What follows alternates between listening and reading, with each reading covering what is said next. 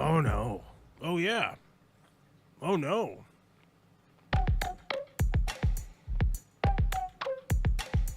We don't get to start until I'm done chewing on this peanut butter.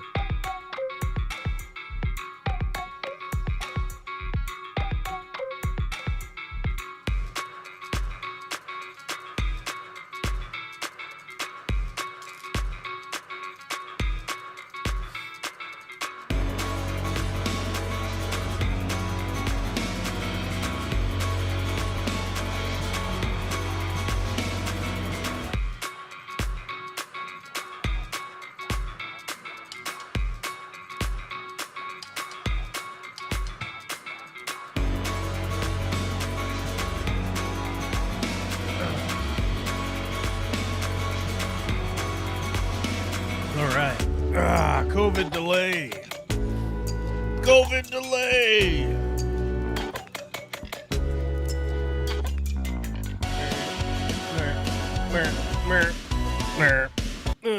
There we go. All right. I fucking got it. Sorry. Woo, I got it. I got the COVID again. Fuck me. Jesus Christ. The Rona's in my body again. Ugh. If you can't tell from the insane intro there, we got COVID again.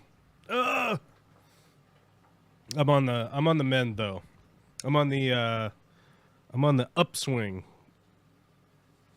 I'm on the upswing. From the Rona, from Dayrona. Wear a cloth mask. It prevents COVID. It prevents you from spreading COVID when you have COVID, when you have the virus, and you're not spraying the virus all over the place with your mouth hole. But it doesn't prevent you really necessarily from catching it.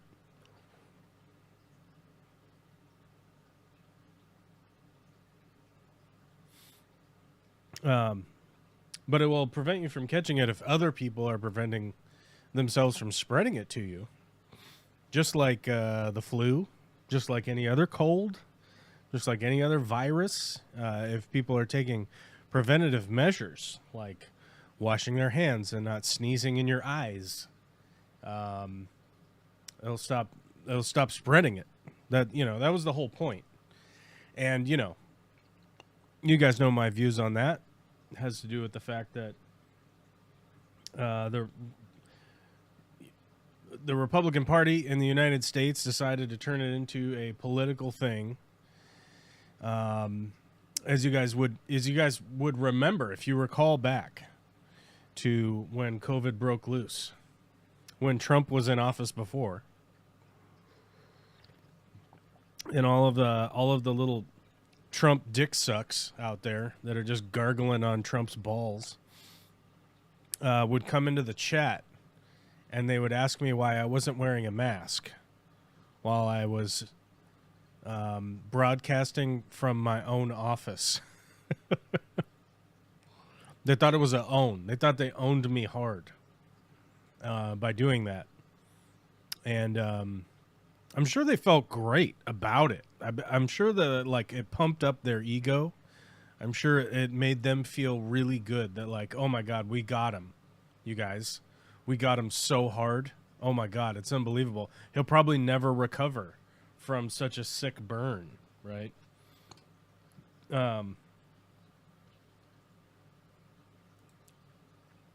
Just from this, from such a burn like that, I bet he'll never recover. He'll probably just drop over dead because we're like, what? Hey, why aren't you wearing a mask while you're broadcasting on the internet?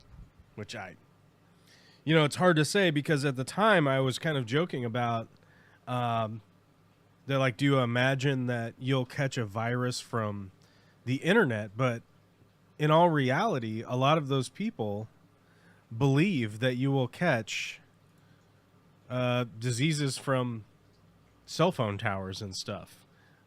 Their brains are so rotted from the inside out that everything is a conspiracy theory, or everything is just a conspiracy, period. They don't even think it's a theory. They think everything is a solved, neatly tied in a bow, just pure conspiracy. Like everyone's conspiring against them somehow. Like, you know, you live out in your double wide out in what's like a stupid town in Oklahoma? Oklahoma towns. Bixby, Bartlesville.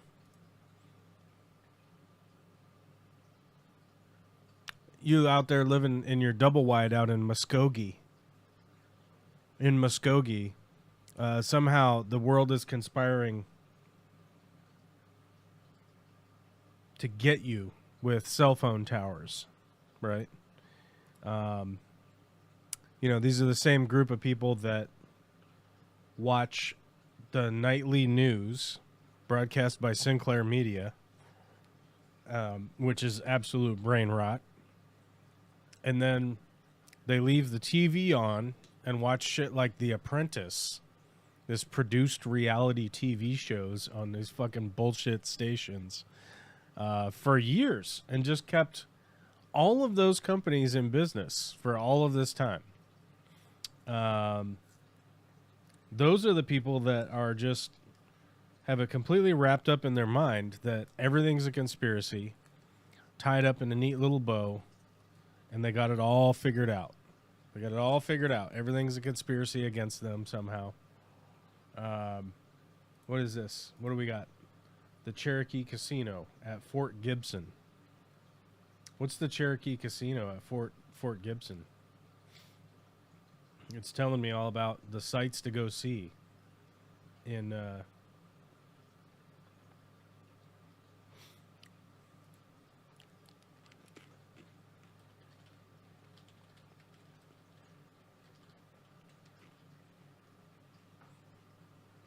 Fort Gibson. Here we go.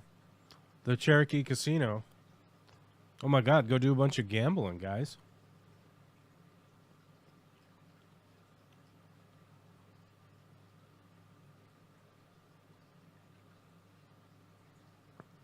I mean, it seems like it's a real hot spot of culture and refinement. And amazing, what an amazing thing, the Cherokee Casino in Muskogee. Huh. Cool. Anyhow, moving on.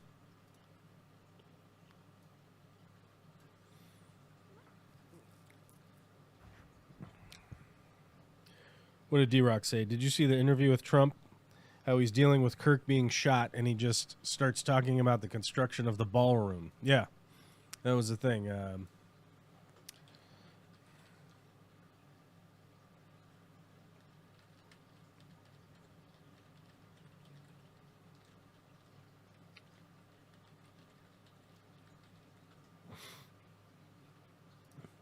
are you holding up? Oh my God, we have to share it with the stream. This is super funny. This is super funny, and it just goes to show you, like, holding up over the last day and a half days. I think very good. And by the way, right there, you see all the trucks. They've just started construction of the new ballroom for the White House, which is something they've been trying to get, as you know, for about 150 years. And it's going to be a beauty. It'll be an absolutely magnificent structure. And I just see all the trucks. We just started, so it'll get done very nicely, and it'll be one of the best anywhere in the world, actually. ridiculous. I don't know if you guys have seen the Rose Garden. They paved over the Rose Garden. It looks like a Panera Bread patio now.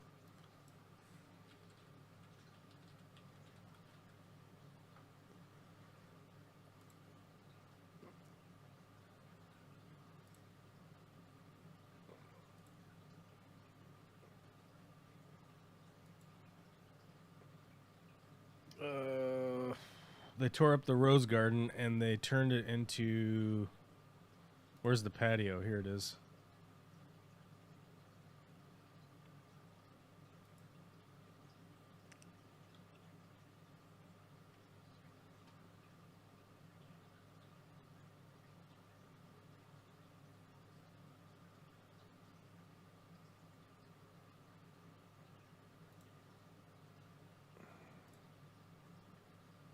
Here it is.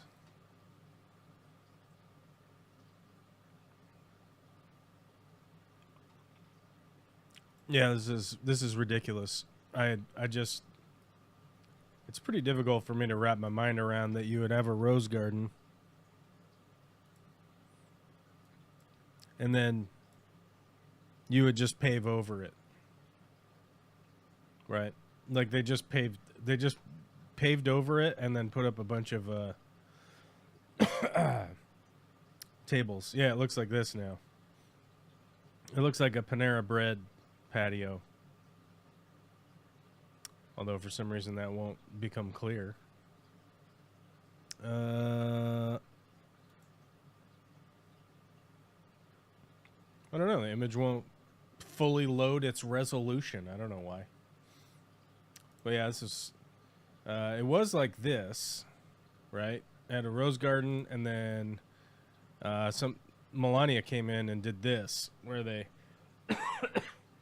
ripped everything out. And they put in these zigzag shrubbery and re-sodded it, and then apparently because people couldn't walk on the freshly put in sod, right? Which takes somebody with half a brain cell to understand that. And so they decided to just pave the whole thing, and now it looks like I said, it looks like the patio at a Panera Bread or whatever, or like a Dave and Buster's or something.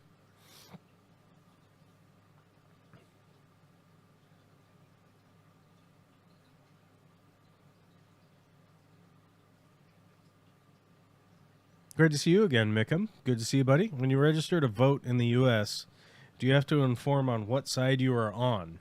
Over here, everyone gets a voting ID, then voting is totally secret. Well, it really depends state to state. So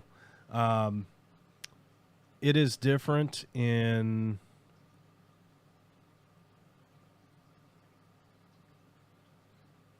The fuck? Is this bullshit? No, don't show me that. But it's different state to state. Realistically, it's realistically different state to state. That is, that's the easiest way to explain it. So it's like, look at the United States sort of in a way that you look at the EU, right? Like the EU is a whole bunch of countries that are all conglomerated into the European Union, and it's a little different, right? It's a little different country to country, but it's also like working together in a way. The United States is similar-ish to that. That like voting in the Netherlands is a little bit different than voting in Germany, for instance, or whatever. So state to state, it really depends. You really only have to register. This is in general. I'm making a big generalization here. You generally only have to register as a political party in order to vote in the primaries. So, to be clear, I don't know how they do the primaries in Norway. I don't know how they do the primaries in Belgium. I don't know how they do the primaries in Italy or France or Spain. I don't. I could look them up if we really need to. But needless to say, the primaries here, if you want to vote in them, you need to be registered on one side or the other within those parties in order to vote in the primary, depending on what state you're in. It's going to be different. Like I said, it's going to be different state to state. I can look up Washington State. I can't remember exactly. State to vote in the primaries. I don't remember. It's been a while. I live in Washington State. It is quite easy to register and get and vote in Washington State. And it's different. If you're in Muskogee, Oklahoma, it's probably a complete and utter clusterfuck that is specifically designed that way so less people vote. I mean, it's it's also one of those things that, like, if you want to talk about like an actual conspiracy that affects the United States, would be it's not a secret that the Republican Party for the past 40 years has been influencing and making it more and more difficult for people to be able to go vote, right? So that the encumbrance is on the voter, and so that people will just choose to not do it. And if you want to talk about, like, well, how does that conspiracy work? Well, we don't have a day off to go vote, right? The current Republican Party wants to create the Charlie Kirk holiday, right? For a guy who wasn't even a part of our government. He wasn't a part of the United States government at all. We're basically talking about a YouTube star that was clip chimping fucking college students, and anytime he ever got into an actual debate, just got his ass fucking owned. And I will point out, if you think I'm kidding, go watch him debate at Oxford in England. He got fucking KO'd over and over and over again. It would be like Muhammad Ali versus a 6-year-old child. It was ridiculous. But speaking of that political group, the Turning Point USA doesn't even want women to vote. They don't want non-landowners to vote. They have been dog whistling about overturning civil rights for a fucking decade now, because they don't want black people or minorities to vote. And if you really pin these people down, they want white business owner male that are married to vote, right? It's frankly fucking psychotic. And if you wanted to really like talk about like what the conspiracy of that is, it's that, guess what? Politically, those fucking KKK members and shit, the white hood wearing fucking freaks, knew that they were losing popularity year after year after year after year. And that one of the ways that they could figure out how to do that is explain to their constituents about how they're being victimized by minorities voting, or gay people voting, or women voting, or people that are non-affiliated with whatever their nonsense is are voting, right? And that something is being taken away from you. And the reality is that group of people is consistently operating under the auspice that the world is somehow like an apple pie, and there are only so many slices for every person, which is fundamentally flawed way to view the world. And it's by design, right? Like, if you are raised and you spend the entirety of your life believing that there is a magical Santa Claus in the sky, and you got born into the family that prays and praises and sacrifices to whatever weird bearded man lives in the sky, you've been indoctrinated into believing that, oh, these people in power are just somehow gifted by God, right? And it is no stretch of the imagination, because, by the way, the royal family used to claim on decree that the reason why that they were the royal family was because they were granted that power by God. It's, if you want to go back and look up that, it's the royal we, right? It's the queen and God, or the king and God. That's the royal we when they leave a decree. And so to spin that back and understand that, like, yes, I live in a state that is more progressive thinking than a lot of other states in the country. And one of the reasons that it is easy and readily available to vote is because progressive-minded, secular-thinking people are actively not operating, but working hand in hand with the rest of the people in this state.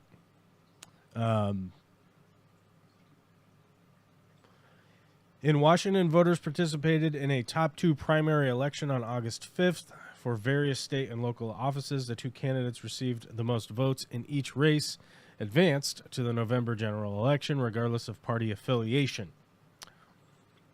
How the Washington primary works. The top 2 primary system. Unlike traditional partisan primaries, Washington voters do not declare party affiliation when they register. On the ballot, a candidate may state a political party preference, but this does not imply that the party has nominated or endorsed them. All candidates, regardless of party preference, are listed on the same ballot. These 2 candidates who receive the most votes proceed to the general election. This means that in some races, 2 candidates from the same party may face each other in the general election. Voting timeline and methods for the 2025 primary. Voting period. Ballots for the August 5th primary were mailed out to voters beginning on July 18th, 2025. Voting method. Washington State primarily uses a vote-by-mail system. Voters could return their ballots by mail or use an official ballot drop box. Key deadlines. July 28th, last day to register to vote or update registration online or by mail. August 5th, the primary election day. The deadline to return ballots was 8 p.m. Voters could also register in person until 8 p.m. at a voting center. Blah, blah, blah, blah, blah, blah, blah, blah, blah. There is more, but I'm not going to read the rest, but that gives you an idea of the rundown of what it looks like in Washington State. So we voted in our primary, and it wasn't a big deal for me. I opened it. I looked up the candidates. I looked up what their platform was, how many planks to your platform, right? And what they were planning on doing, what their experience was, what they sort of were looking to do within the government, right? And then also, it's pretty, nowadays with the internet, it's very easy to look up these candidates, go look at their website, find out what's going on, see if they were involved in a DUI accident, like that creep fucking Caitlyn Jenner. Oh, they weren't DUI accident. They were driving while distracted. Sorry, a DID accident or DWD. They were texting and rear-ended somebody and killed them, right? We should look that up real quick. Allegedly, right? Is it allegedly? I don't know.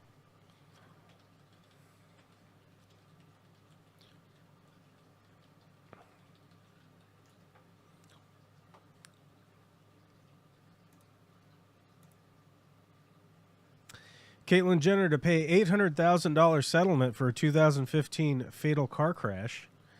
Caitlyn Jenner will pay $800,000 to settle a lawsuit stemming from a 2015 fatal car crash. Jenner struck a car that slammed into a vehicle in which 5 family members had been riding, including musician Peter Wolf Malesi, his wife Leah Wolf Malesi, their 2 children, and Leah's mother, Elga Maher.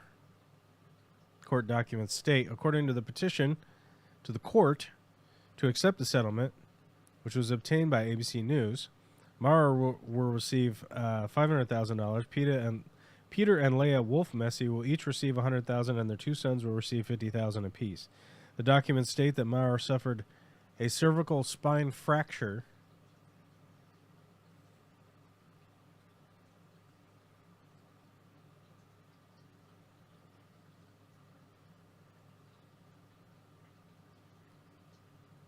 Oh, so maybe nobody died in this car crash? Is that what happened? Oh, no, it did. Jenner, 68, was involved in the 4-car pileup in Malibu, California on February 7th, 2015 that resulted in the death of 70-year-old Kim Howie. She was not charged with a crime, and the Los Angeles County District Attorney determined she was driving below the speed limit and engaged her brakes before impact.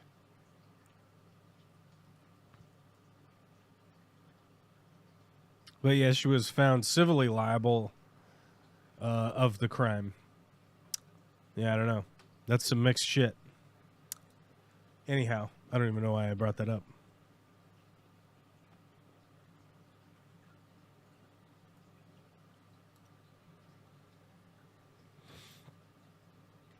So strange for us here to hear you have a pre-registration where you tell where you stand politically. It's for the primaries, like I said. We don't have that in Washington, but like for the in Iowa must be registered.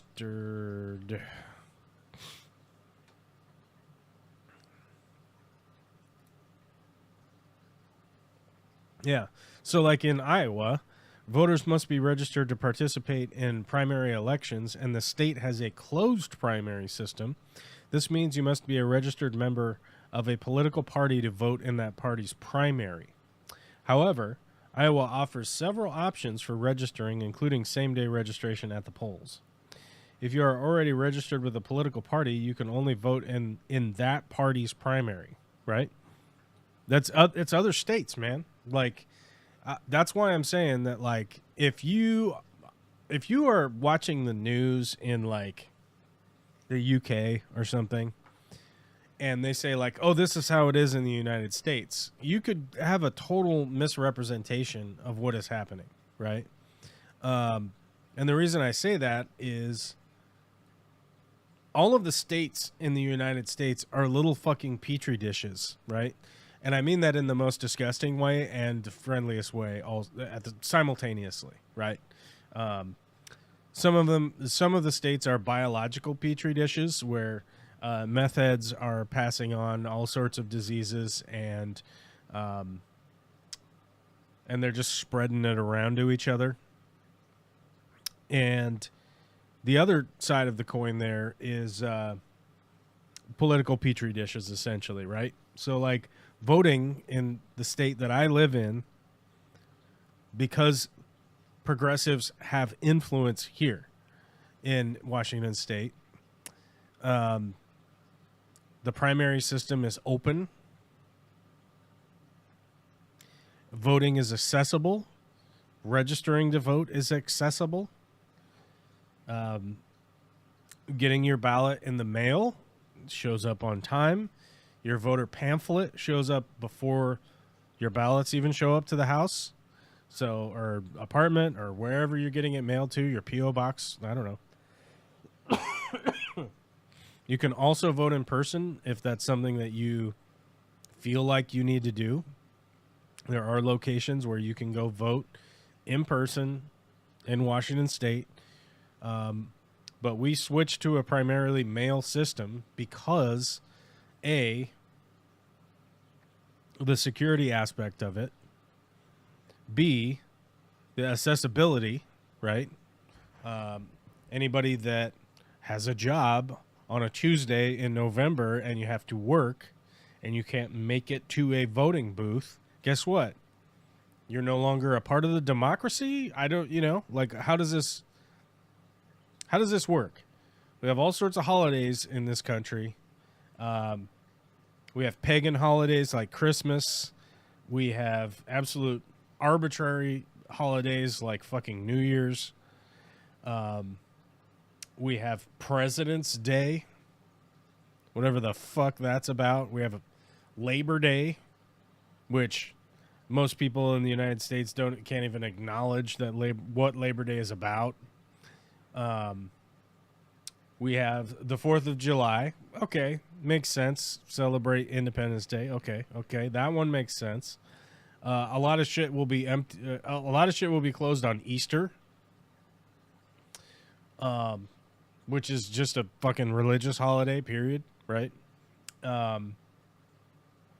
What are some of the other holidays? St. Patrick's Day. I don't know if that's national. Let's see. What are the national holidays? This Martin Luther King Day, Juneteenth now. Yeah, I know that Juneteenth and Martin Luther King Jr. We can go through those. I mean, those that, like the 4th of July, those have value. Like Labor Day has value, but people don't even know what the fuck it is, right? All right, Thanksgiving, all right. we have Thanksgiving. We have Columbus Day again.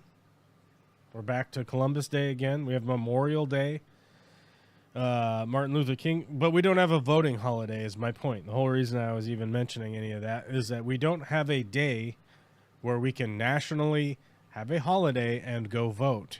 We don't have that. We have a day for veterans.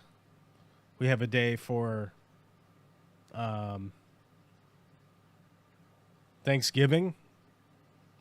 Can we vote on Thanksgiving? No. Can't do that. Where's the list? Where's the whole list here? Why does it say more items? Why does it have to have fucking more items? Fuck. Just give me the whole goddamn list. Yeah, federal holidays. New Year's Day, arbitrary as fuck. Martin Luther King Jr. Day, that's a good one. And it makes sense. Inauguration Day? Wait, January 20th is... I've never, in 58 years, celebrated Inauguration Day. January 20th, every 4 years following a presidential election. Apparently, it's listed on US.gov, USA.gov. Washington's birthday, also known as President's Day, third Monday in February. We can't vote on Washington's birthday. Okay. Memorial Day. Okay, let's memorialize all the dead. Isn't that what it's for? But then we have Veterans Day. Do we remember the veterans on Veterans Day, or do we remember the dead? Do we remember the dead veterans on Memorial Day? How does this work? What do you got?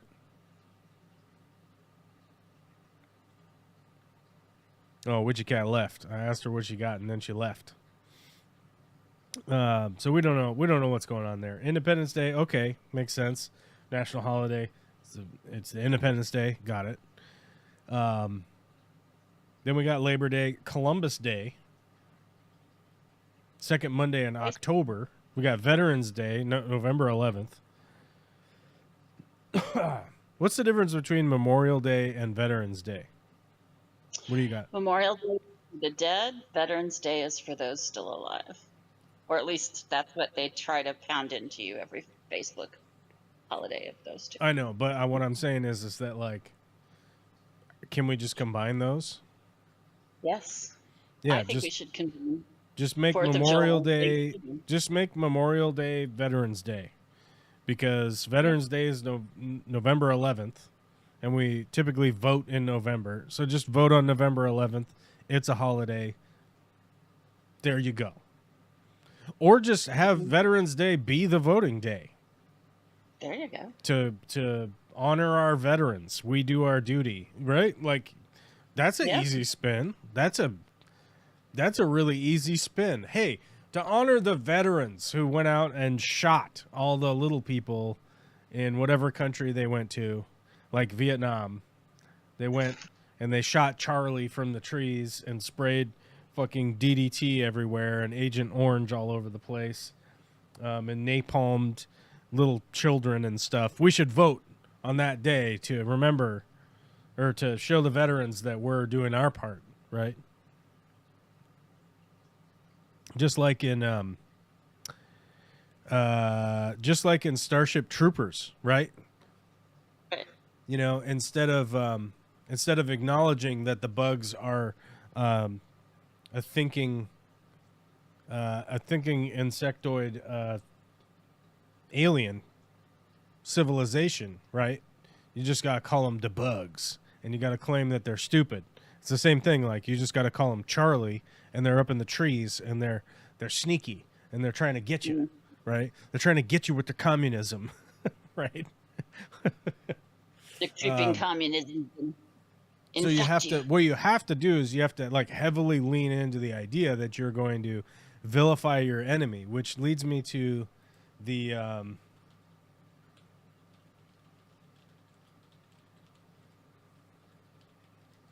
this bit from Old Donnie Jerome Trump Ugh. during the memorial. Where's the fucking... Just give me the clip, you stupid piece of shit. Oh, you fucking stupid internet. Well, you dig for that, Mickham. In answer to your question, even though you can register, you have to register in some primaries for one side or the other. In the general election, you can vote for anyone you want. So it doesn't matter who you... Like I said that before. It's state to state. It's different in every state. Yeah. But through it all, the core of Charlie's message and his basic method never changed. It never really changed. He stayed the same person also. At every campus event, Charlie asked the people who disagreed with him to come forward, and instead of silencing them, he handed them a microphone and let them speak. Except for the fact that he would regularly take the microphone away from them before they were able to come back with a rebuttal of the weird quip that he would respond with when people brought up something that they were irritated by his speaking event. He would regularly cut the mic, have somebody take the mic away from them, and it's the same thing that we've seen over the decades with with other fucking grifter freaks like Ben Shapiro, where you go up and you have a whole line of people that want to say something to you. They come up, they're nervous, they don't have any communications. They have no communications training or anything like that. They come up and try to make a point, and they will say something. Charlie Kirk will respond with absolute fucking diarrhea gibberish. Then people will clap and go, "Oh!" Right? And then before they have a chance to try and get a word in edgewise, someone from Charlie's team from Turning Point USA will take the microphone away from them because it's the next person's turn, right? Then what they'll do is they'll take that clip and post it up onto TikTok and Instagram and YouTube and whatnot as to just show, look, Charlie owned him. Charlie owned him once again, right? And there have been companies built off of this absolute fucking grift. You can look at Ben Shapiro and the fucking Daily Wire, Steven Crowder and whatever his fucking coffee mug, where gun holsters during your live stream in your office, fucking nonsense. There's Jordan B. Peterson, supposedly hyper intellectual doctor from Canada. I mean, Joe Rogan arguably is popular because of the clip chimping like that. There's a long list. There's a long list of groups doing this. And like I said, if you wanted to see who Charlie Kirk actually was, go watch the full Oxford debate in England with Charlie Kirk, having people that are actually just prepared and they're there to just talk with him and debate certain topics that he agreed to debate. But this is what has inspired people like this Goomba here to say things like this. And he convinced so many of them. It was a pretty amazing thing to watch, actually. Shortly before Charlie arrived on campus, the day he was assassinated, a staff member texted him that there were many critics and students who were opposed to his views, and rather strenuously in the crowd. And that actually made him feel good because he wanted to convince them. He understood. He really did. He understood what was right. And he was right about that. A lot of it was based on common sense, by the way. Charlie wrote back to the staff member saying, "I'm not here to fight them. I want to know them and love them, and I want to reach them and try and lead them into a great way of life in our country." Absolute post hoc of there's no way for any of us to verify any of this text chain as being remotely true or not. And factually speaking, I would find it quite odd if anybody was having texting this way back and forth, right? With people that you work with, that know who you are, that know what's going on, and they wanted to tell you that there's a bunch of people in the crowd that don't like the cut of your jib, and this would be your response is quite odd. In that private moment on his dying day, we find everything we need to know about who Charlie Kirk truly was. He was a missionary with a noble spirit and a great, great purpose. He did not hate his opponents. He wanted the best for them. That's where I disagreed with Charlie. I hate my opponent, and I don't want the best for them. I'm sorry. Okay. I want you to let this sink in for a second. Imagine that you heard this from John F. Kennedy. I hate my opponent. You understand like how fundamentally fucked that this insane person is in the position that he's in as the president of the United States. And I don't want the best for them. I'm sorry. I am sorry, Erica.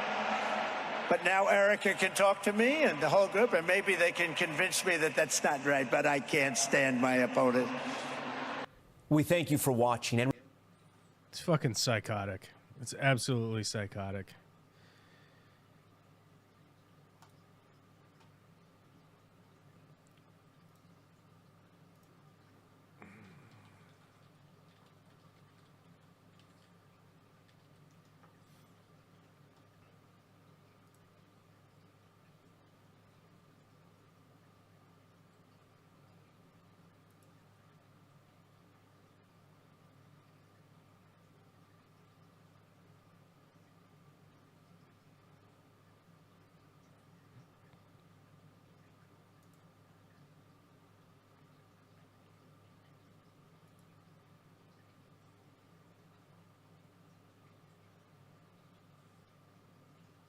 And why anybody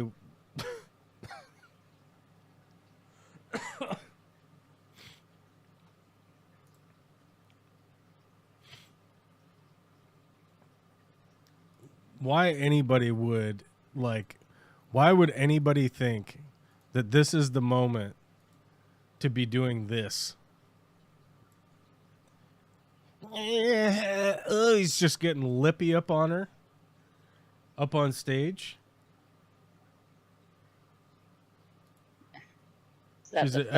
She's attempting to avoid contact with his face. The grieving wife, who's supposedly grieving. I don't know if I believe it. Oh, here he is kissing a kid on stage. Oh, he's kissing another kid on stage. He's kissing children out here, right? I thought it was a big issue that that Joe Biden supposedly sniffed people. Right. Yep. Well, here's Trump just kissing people. Oh, he's going open mouth. Getting the orange makeup on children to mark them for his own. He's going open mouth on this one. Ugh. Fucking disgusting. A disgusting pervert that's like self-admittedly talks about grabbing him by the pussy. And yet somehow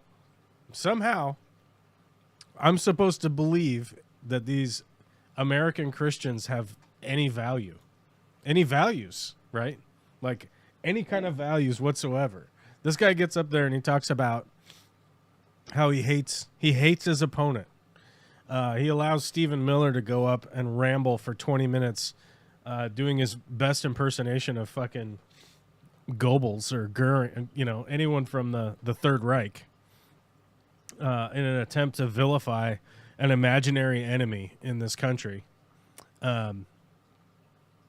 He likes kissing kids. It's in the Epstein files. Yeah. Why aren't the Epstein files out? Skog says it was an inside job and Trump all but admits it in this rambling. Yeah. Unfortunately, his fans will never believe it. It's not, like I said, it's when people say when they go like it's a cult, you go like, yeah, it's a cult. And it's very similar to football fandom, right? It's very similar to a football fandom that all these people wear all the same colors, regardless of what happens or doesn't happen with their team, right? Regardless of what happens, they will continue to wear the jersey and just allow an endless sea of absurdly bad decisions. And a perfect example of that would be like the Dallas Cowboys, right? Jerry Jones has just been running that organization into the ground while making money. And Dallas fans will shriek and cry and throw a baseball through their fucking TV and never, ever, ever, ever, ever, ever, ever give up on the Dallas football Cowboys, right? They won't. That's because that's their team, right? And they've definitely pandered their way into that style of thinking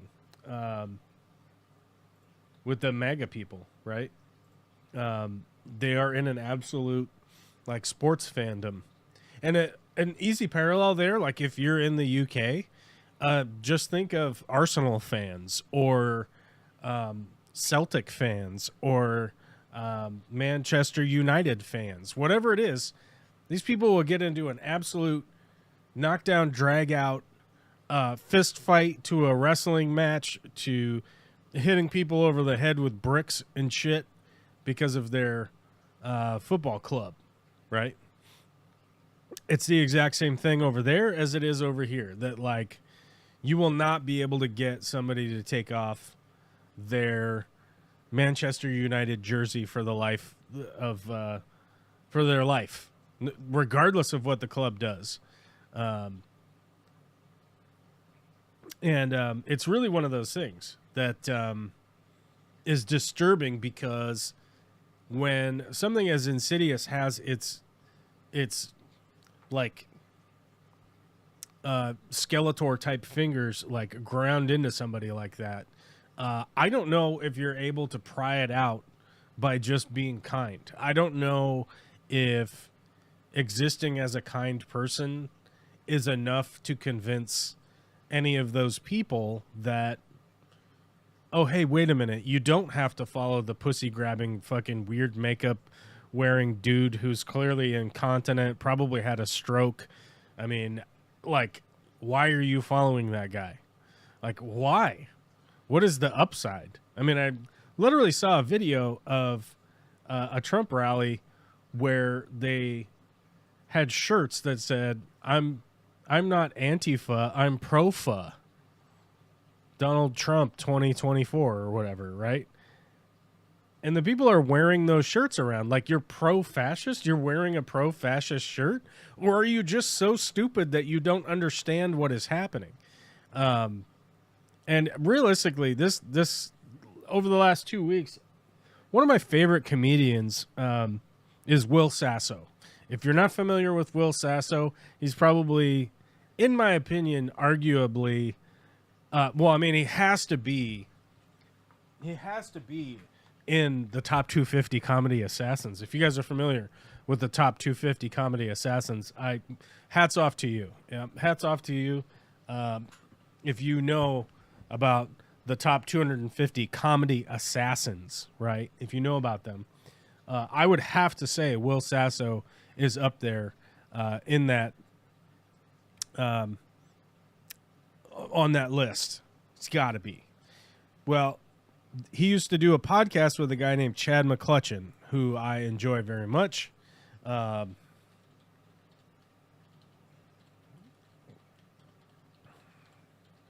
it was called Dude Z. I don't know if they do it anymore. Dude Z.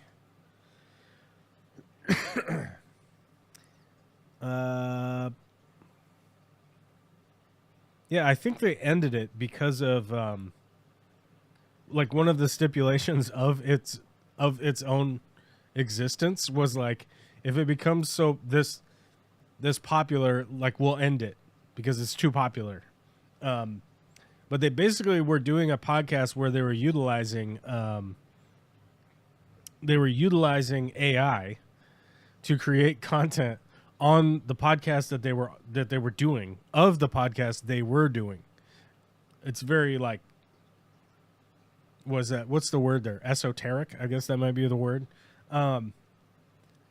Anyhow, I was introduced to Chad McClutchan through enjoying Will Sasso's comedy, realizing that Chad McClutchan is one of the writers behind a lot of the comedy that I like.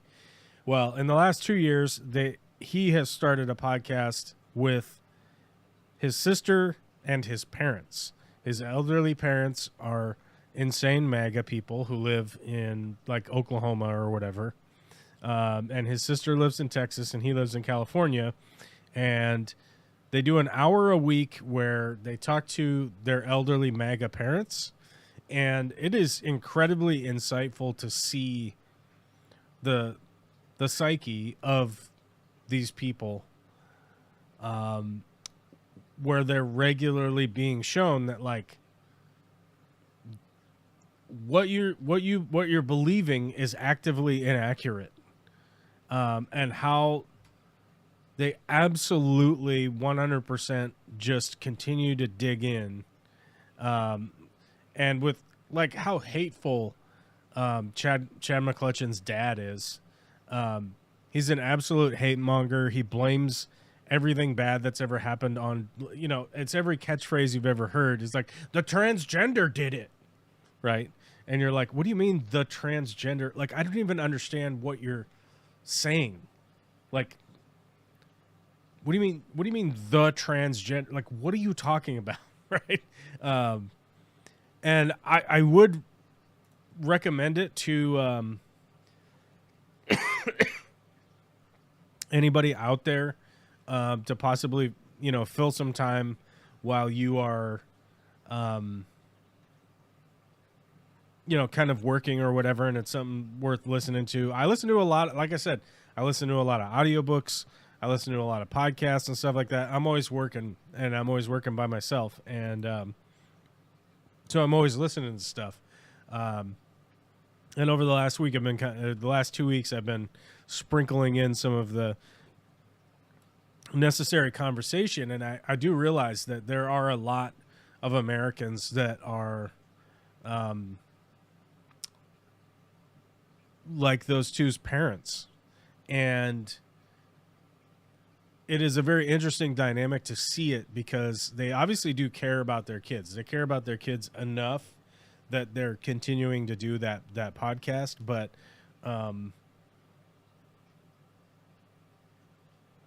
it's also interesting from a standpoint of like just watching human nature like dig in their heels, regardless of what they're presented with, as far as that the Trump administration has likely extracted over $3 to $5 billion in the last 9 months. These insane legislation that is being passed.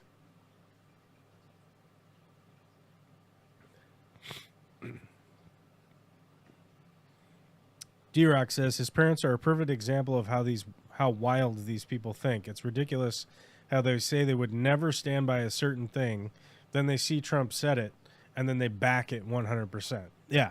I mean, that's the really like eye-opening, like, it should be really shocking. It should be really shocking to somebody who is just a regular person, like anybody who's just, got a higher IQ than the room temperature and is like, oh, that's a problem. And it would be interesting to see how people see that happening, because like a lot of the cutbacks that their dad does is he just goes like, well, you're evil, right? And recently this week, just in case anybody watches this live stream that thinks you're going to the rapture, okay? I will 100% accept all of your cash, all of your vehicles.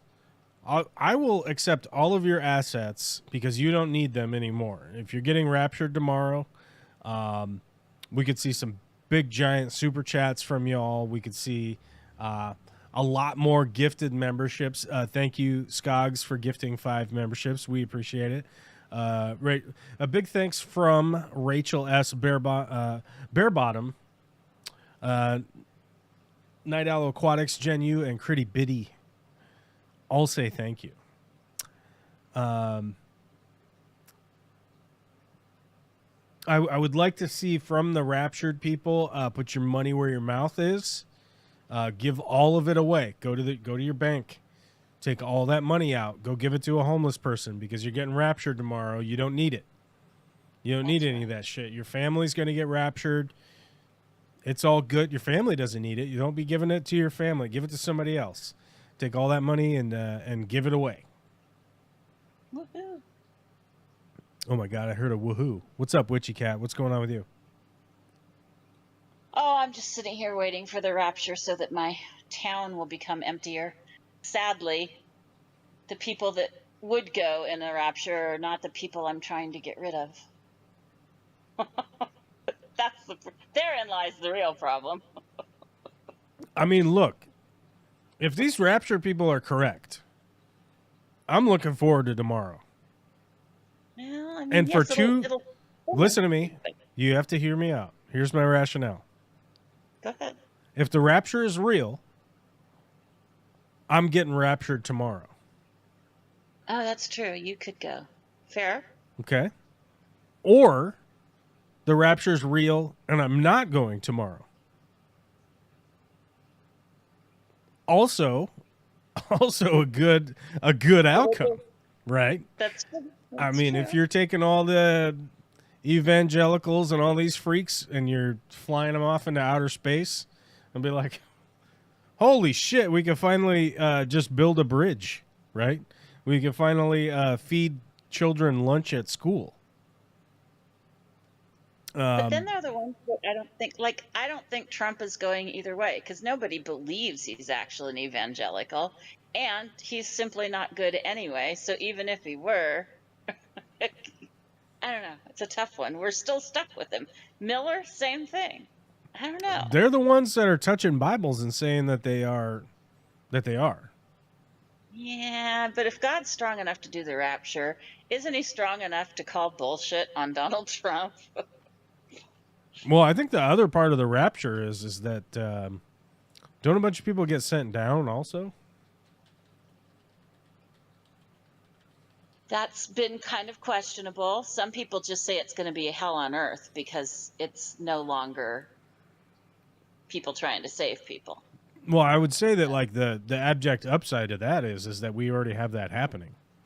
I sent you the meme the other day that a weasel fucked with the Hadron Collider in 2016, and we are on one of the aberrant timelines. I totally agree. I mean, what's fucking bizarre is, like, I thought a lot of people were like screwing around with the idea that what is that idea called? There's a name for it. Multiverse?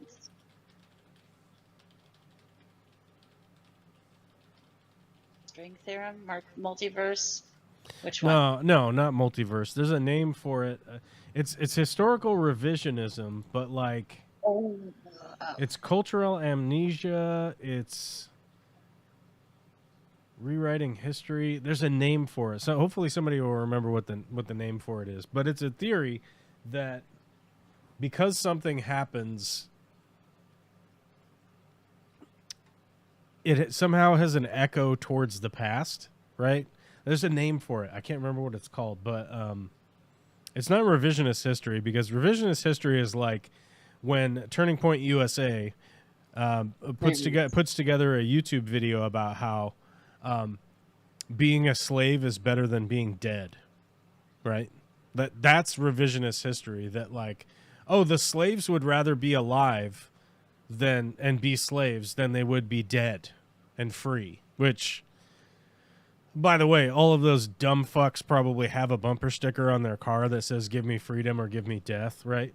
So it's like, I don't even understand I don't even know where you're coming from now, because like it's give you freedom or give you death, but not for black people that were illegally fucking brought here, captured, enslaved, put on a ship, driven.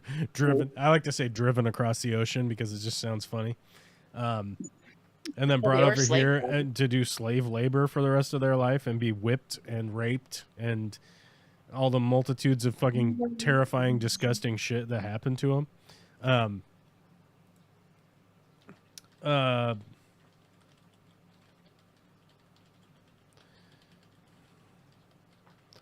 Christopher Hitchens talked about it once, about how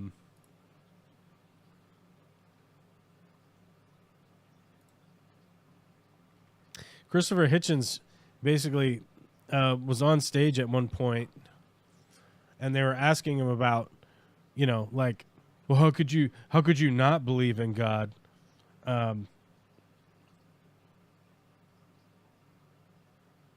And he brought up the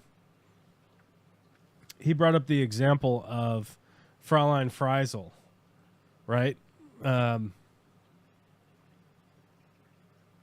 Hitchens invokes an Austrian woman named Fräulein Freisel who was locked up in a basement for 24 years, where she didn't see daylight and was raped and sodomized by her father at his will, sometimes in front of other children who were her siblings.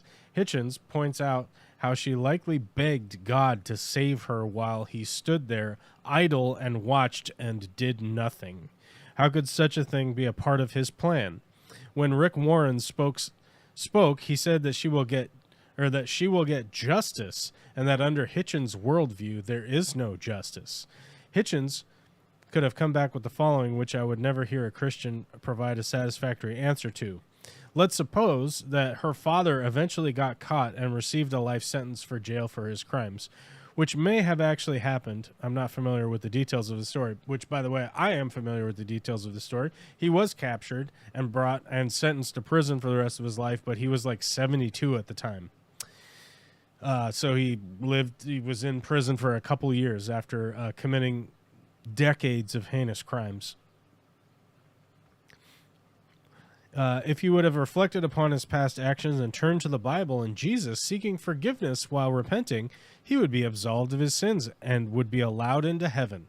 So where is the justice? There is none. But wait, it gets worse. If Fräulein Freisel, after being tormented for years and having her prayers go unanswered many, many times, grew angry, cursed, and denounced Jesus and or God, she would end up going to hell for eternal torment in her life. And that's the reality of why I regularly and frequently speak out about the fact that this Christian religion that is supposedly a real thing is not. It's fundamentally incorrect. It is a made-up, farcical fucking story to control people and take their money.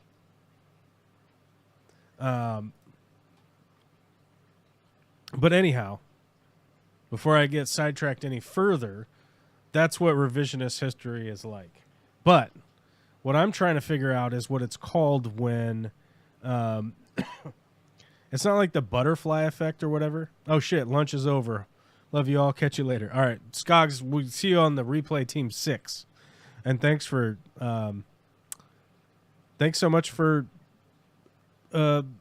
gifting memberships. Which, by the way, to Rachel S., thanks for the membership. Came for the fish, stayed for the insight.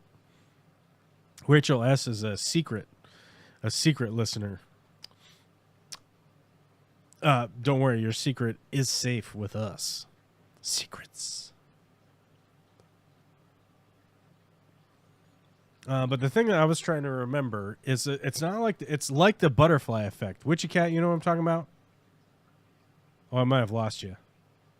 No, I'm here. I do know what you're talking about. You just muted yourself because you're probably eating a delicious lunch. I'm so hungry, I ate a tortilla with peanut butter on it. It's not doing the trick. No, it's not. I'm hungry. I am too, which is why I was trying not to chew in your ear. Nice. I like it. Don't worry. I made a pork loin earlier. I was digging around our meat freezer yesterday in my fever. Fever dream. In my fever. I found out I'd cut down a bunch of pork loin late last year and froze it. And I was like, "Oh, there's one of them. I'm going to cook that tomorrow." So I set it aside and it's in the pressure cooker. Mandela effect? Yes, there it is. The Mandela effect. There it is. Okay.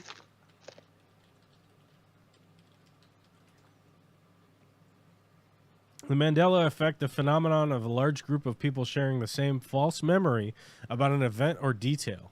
Which, here's the fucked up thing, is that, like, we keep finding all of these weird things. Like, and I think one that everyone can get behind.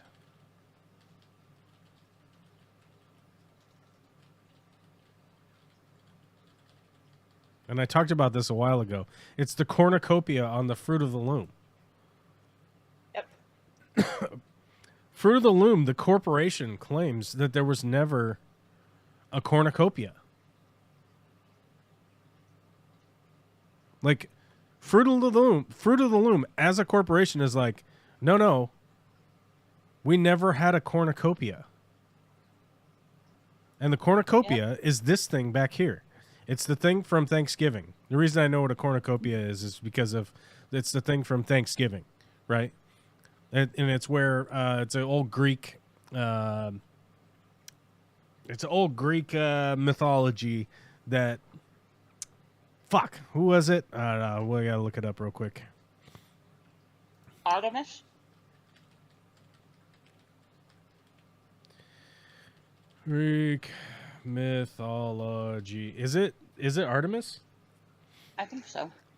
She was the In goddess Greek mythology, the cornucopia, otherwise known as the Horn of Plenty, often derived from the story of the goat Amalthea, who nursed the infant Zeus. No, it's Amalthea. Zeus accidentally broke one of her horns, and he later blessed it with the power to provide endless food, transforming it into a symbol of abundance and prosperity. An alternative myth attributes the cornucopia to Heracles, otherwise known as Hercules, bringing a horn from the river of Archelaus? I don't know. During a wrestling match, the cornucopia was frequently associated with deities of fertility, wealth, and the harvest, such as Demeter and Fortuna. No Artemis. I'm sorry. I love you. Artemis, that's right. I'm sorry. I still love you. I love you too. Thank you. We'll look up Artemis after we talk about the this craziness that's going on. The Mandela effect. Fruit of the Loom, and people have come out and found old clothing with the cornucopia on it. But Fruit of the Loom Company claims that there is no cornucopia. I don't understand it. And we're I don't know. I'm like, we're in some weird timeline. Because the Fruit of the Loom had the cornucopia on it. And like I said, this shit stood out to me as a kid for some reason. The cornucopia. And I loved saying cornucopia. It's a beautiful word. But Fruit of the Loom claims that there was never a cornucopia. They're just saying that it's just this fruit. This is fucking untrue. This is untrue. This is horseshit. I don't understand what's happening because we're in a different timeline now. I got to tell you, we're in a different timeline. And I'm saying, like, why are we in a different timeline and I don't just have like $1 billion instead? Right? Why aren't we in that timeline? I don't know. Somebody needs to fucking fix the timeline. Somebody's got to fix it. I don't know how we're going to fix it.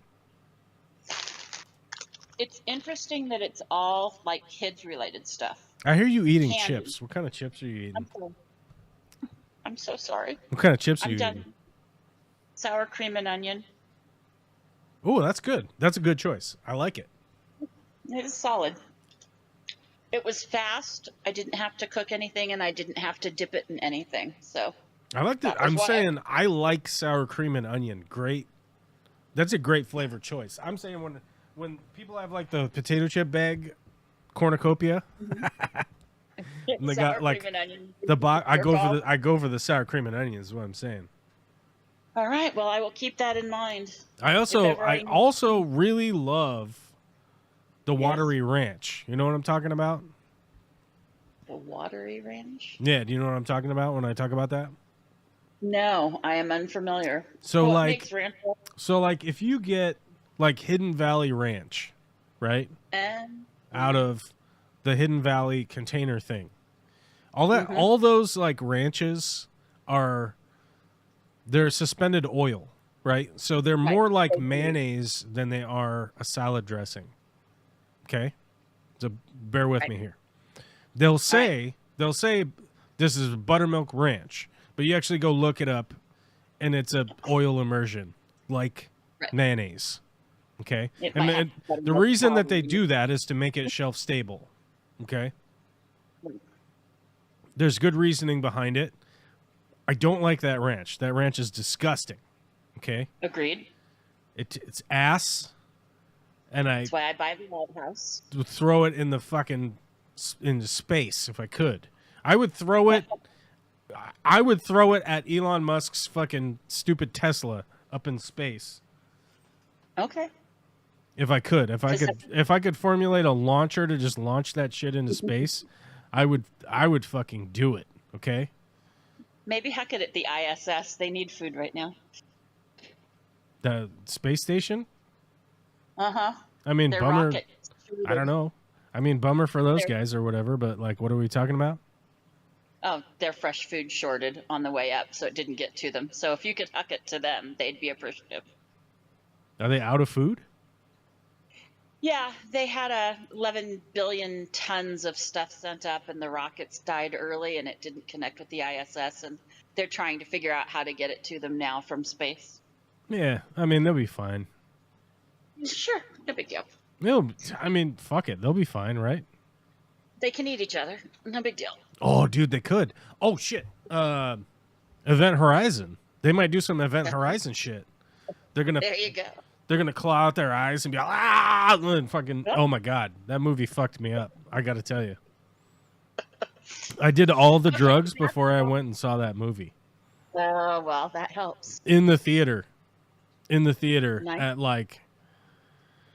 I don't know if you remember back in the day, they were trying to make going to the theater like hip again or whatever. Mm-hmm. So they would do like midnight showings. Right, of movies as they came out. Yeah, like horror movies, like scary movies. When the scary movies came out, they would be like, "Come see the movie at 1 a.m, right? Like, fuck, like hey guys, what are we doing? Anyhow, I did all the drugs before I went and saw Event Horizon at like midnight, 1 o'clock in the morning or something. And fuck me, Jesus, that was. The closest I can come to that is dropping acid and trying to watch the people under the stairs. Getting about as far as the typewriter with the talking butthole in its back, and I'm like, okay, I'm done. Because I don't know if it's me. I would say back in the day, we would take acid when The Big Lebowski had come out. Oh, dude. And The Big Lebowski would play at the Crest. I don't know if the Crest movie theater cannot be there anymore. There's no way. So the sad. Crest movie theater in Shoreline. Hold on. Shoreline, Washington. Does this still exist? I think so. Holy shit, it still exists? This dump? Yeah. Oh my god, this place was a dump 20 years ago. I don't even know what's going on now. Isn't it a $5 or whatever the current cheap discount showing place is now? It always was. I think. Yeah. If you guys look up this theater. Hold on. So, by the way, I grew up close enough. How do we get to this? Here we go. We just look at it from the outside. So I grew up close enough to this theater here that, I mean, it was like a 45-minute drive or something like that. I don't know. I don't even know. I mean, we did a lot of drugs and stuff back then, so it's hard to say. A lot of driving in Washington, just to be fair. Pardon me? What? I said we do a lot of driving in Washington, so, 45 minutes sounds a long time for some people. For us, it's really nothing. That's zero. It's next door. Right. I tell you, when I drive to Witchy Cat's house, it's 6 hours or something. I don't know. Only because you pee. Only because of what? Huh? Only because you pee. Go on. I take hot pisses. Yeah. I drive off on the side of the road and fucking piss at deer whenever I see them. I try to mark my territory. Anyhow, the Crest Theater, this has always been a dumpy theater. The whole reason that this theater opened up was like it opened up in the 70s or something as the cheap horror movie. Like somebody built this in the 70s, maybe the 60s even. Hold on, let's do some historical digging here. It's the reason B movies still make money, because they just play there in perpetuity until they hit their budget.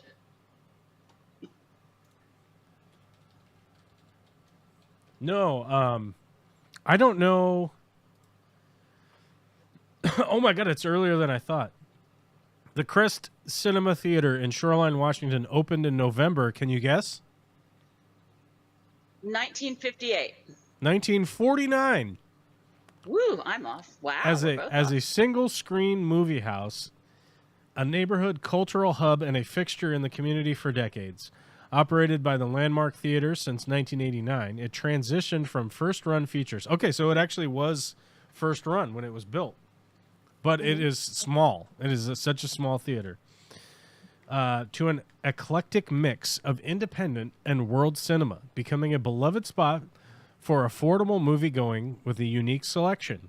It was also an early adopter of widescreen technology, with the single screen being divided into 4 auditoriums in 1980.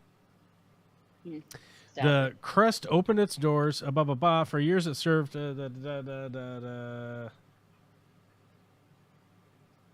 Yeah, so the idea with the Crest movie theater, right? This place. Oh my God, here's the OG. Here's the OG black and white. They didn't have color in 1949, so don't get mad, guys. We didn't get colorized until 1964, right? But this theater,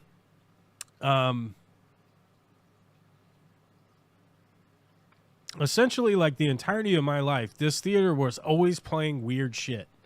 They were always playing like, what's the Audrey 2, Little Shop of Horrors? Yeah. Little Shop of Horrors. Little Shop of Horrors. What's the shit? Now I want to go home. We need a I used to there. we need a what? Oh, come on.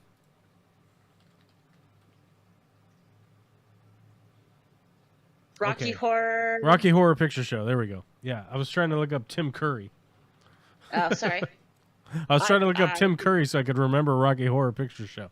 But like Rocky Horror Picture Show or movies that came out Kentucky Fried Movie, heavy metal. Yeah, you go see heavy metal there, right? But also movies that came out like 8 months ago, right? So like let me think of a totally stupid movie, Independence Day with Will, the rap guy, Fresh Prince of Bel-Air guy. Right. That movie would be playing at the Crest, like next summer, right? So if it came out in like 1995, it would be playing at the Crest in 1996, in the summer of 1996, and it would be $3 or $2 or something, right? Yep. Because as you guys know, movie theaters do not make money off showing you the movie. Movie theaters make money off selling you hot dogs and popcorn and soda and candy and all of that shit. So the Crest was always like, yeah, we're only charging the licensing fee, essentially, for the film, right? And they'd be like, you know, like I said, ticket prices would be like $3 or $4. I think eventually, now it's probably $5 or $6 to go see a movie there, but that pales in comparison to the 1963 or whatever we paid last time to go see a movie. But the point of this whole story is that we would go there all the time because there would be all sorts of crazy movies playing there. Well, The Big Lebowski was so good, independent. So let's see, what year did The Big Lebowski come out? We have to figure out what year that is. I feel like it's 97, but no, 1998. Okay. So it came out in 1998. I was 18 years old. It did not do great at the box office. I do know that. It's Ethan Coen and Joel Coen early in their careers. John Goodman, Jeff Bridges, and arguably Jeff Bridges has been playing a version of The Big Lebowski in every single movie since this has come out. He's almost 30 years of just playing The Big Lebowski, which is crazy because he's in movies like Tron. He's in a movie like Tron where he's playing The Big Lebowski. He's just playing the dude. It's crazy. And anyhow, this movie did not do well when it came out in the theaters. I don't know what the box office was. Let's see if we can find it. Box office numbers. The box office actually was not bad for how much it was. So they spent $15 million. The box office was $48 million. That's pretty good. Yeah. Because that means somebody made $15 million off this production. The rug pulled that room right together. So the way to figure out the box offices, I've mentioned this before. You look at the budget, then you double the budget for promotion, right? And then whatever's left is like profit. It's the really dumbed down, stupid, easy way to look it up. So if somebody invested $15 million into making the movie, the production company probably spent, I mean, they might not have spent that actual $15 million. They might have spent like $5 million to promote it, and then they made a bunch of money at the box office, which means whoever originally invested in it doubled their money. And if you doubled $15 million, that's a good deal, right? Yeah. As one of the greatest scenes from John Goodman's career is when he plays the gangster. He plays the gangster in that.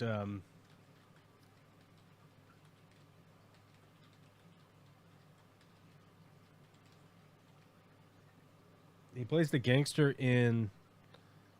Who's the Marky Mark? Mark Wahlberg movie. Fuck You, Money. Which, by the way, this is where the term "fuck you, money" comes from.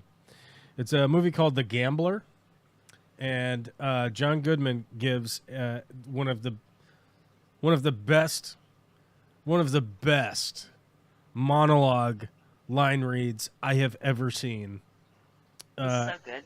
It feels single take, but I just guaranteed it's not. But it feels single take. He explains the idea of fuck you money, what it means to have fuck you money, and what you do when you get enough money to be in a position of fuck you. It's fucking so great.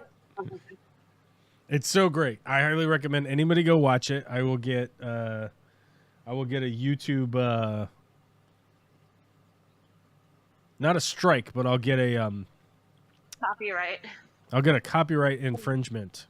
But I definitely recommend you go watch I'll go that check clip. It will help you sort of sort things out in your mind. I think it will.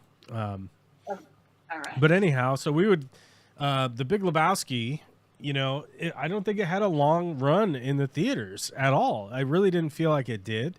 I saw it in the theater when it first came out. I was excited for the Coen brothers. It looked weird. I was into it. Like I said, I've always liked John Goodman. Julianne Moore always irritated me. Has always been just a person that rubs me the wrong way, though I've never met her personally. It's just like when she's acting, I'm like, ugh, I don't know. I don't like it. I don't like what's happening here. And I don't know if it's one of two things. Like maybe she's just hella irritating and it would just how it would be, or she just plays hella irritating people in the films. But like I said, I love John Goodman. I love Jeff Bridges. And I was like, I got to go see this. These Coen brothers sound interesting. I saw it in the theater and then I was like, oh my God, I have to explain. Like, I have to take people. 'Cause back then you couldn't just get a movie. You couldn't just like tell people to go Netflix and chill, aka do it doggy style while you watch a fucking movie, right? Like you couldn't tell people to do that back then. And you just couldn't. It didn't exist. It's not something that existed back then. So I had to take people to this movie. So I think I've seen The Big Lebowski like 5 or 6 times in the fucking theater because of the crest, because it was like a couple bucks to go see it. And we would just, I remember one time we snuck in there with like cases of beer and just got fucking hammered during the showing. And I think we stayed for it twice back to back, I think.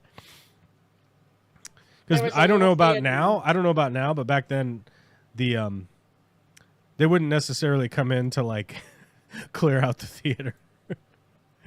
There's a little theater in Bellevue up by the Fred Meyer's and the Taco Bell there that my best friend worked at, and we would do that. And they always played not necessarily second runs, but definitely bottom of the barrel B movies. And I think we saw Nate Reed there like 50 times in the theater. David, what's his face? What the hell? Yeah, Bare Bottom Brandon got gifted a membership. He just noticed. Wasn't he talking about his stinky ass? Oh, his stinky buns. He has stinky buns. He has the butt stink. He's gonna take a shower. You have to come back and report. We need a shower report. You know, how'd it go? What body wash are you using on your stinky butt? Is it clean? I always do the thing when I get out of the shower. I always tell Vicky, it's the cleanest it's going to be. It's now or never, babe. It's now or never. This is the cleanest it's going to be. And I will say it works 0% of the time. It has never worked. So I just keep doing the exact same thing, right? Mainly because it just entertains myself. This is basically like what the world has come to for me now is just I shall just entertain myself, and that's it. That's all that's ever happening. You know what I mean? You need to make a list of your podcasts on the Discord server, so that the ones that you listen to, so that we might follow along. Well, I gave you one today, The Necessary Conversation. That one's good. That's one. That's good. Where do I put it? Where do I put it? It's your Discord server. You tell me. I don't know. You're gonna make me. Well, I was like, where would you guys look for it? I'm looking. Hold on. I watched The Infernal Machine on TV yesterday. Quite okay to be a modern movie. I don't know what The Infernal Machine is, but I'm excited for season 3 of Alice in Borderlands. I don't know if you guys have watched that. The show is fucking nuts, man. I don't know how to describe it. Well, let me describe it. So people get teleported. People essentially get teleported to what I surmise to sort of be like a position of limbo. Like they're still on Earth, but all of the other people, they sort of get. Oh my God! It actually kind of ties in with the whatever Rapture. the rapture. These people are basically raptured to the same plane of existence, but like, you know, they're still on Earth, but all the other people are gone and they're left here. And then there are these weird, eventually they get weird directive by like electronic things lighting up and tell them like where to go. And then they have to go into kind of a Squid Game type scenario where pretty much everybody dies, and you get a playing card at the end. And it goes from there, and it just gets crazier. It's wild, but season 3 is about to come out Friday or something. And Have you watched? I'm excited for that. Have you watched any of Gen V yet? I tried to. I didn't. I haven't. I was just curious. I couldn't get into it.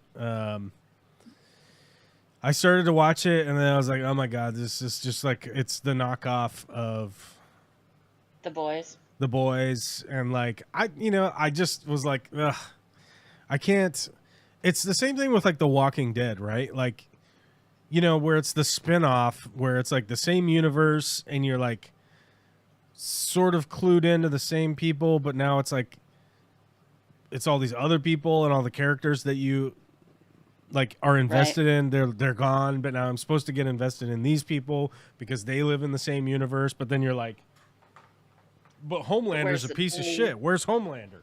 Like, somebody figure it out. Like, Homelander sucks. He's still flying around. Somebody get on it, you know? And you're like, these people have all their own problems, you know? Right. I find it just, it's personal, I guess. It's a personal problem, I would assume. I think some people like it. I dislike it. I finally sat through the first 2 seasons of White Lotus. Breaking news over here. Drones over Copenhagen and Oslo airports. Holy shit, what? Use drones.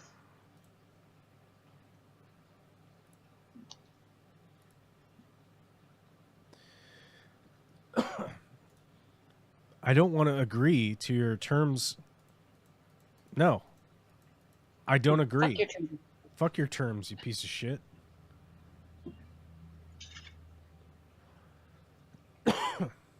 Deny. Drone sightings halt flights at Copenhagen Airport, trigger security alert in Oslo. On the evening of September 22nd, authorities in Denmark and Norway reported major drone incidents in Copenhagen and Oslo, according to Danish police. Cited by Reuters and Norwegian broadcaster NRK, as reported by Aftonbladet. I don't know what that is. All flights at Copenhagen Airport were suspended after multiple drones were spotted nearby. Still not identified, though. Airport is currently closed for takeoffs and landings as 2 to 3 larger drones have been observed flying in the area. The time horizon is currently unknown. Copenhagen Airport spokesperson Lisi, confirmed that the airspace was closed around 8:30 p.m. Jesus. Why are there fucking drones in the area? Russia flexing muscles. Later, around 9 p.m. local time, a similar alert occurred in Oslo, Norway, after drones were spotted over Akershus Fortress, a military site. Norwegian police say they detained 2 Singaporean citizens in connection with the incident. Singapore. Norwegian police detained 2 foreign nationals who were operating a drone over Akershus, Fortress, which houses the headquarters of the Norwegian Armed Forces and the Ministry of Defense, according to the Norwegian state broadcaster NRK. Previously, it was reported that demand for private protective shelters in Germany had risen sharply following a recent Russian drone intrusions into Polish airspace. Yeah. Holy shit. What the fuck is going on?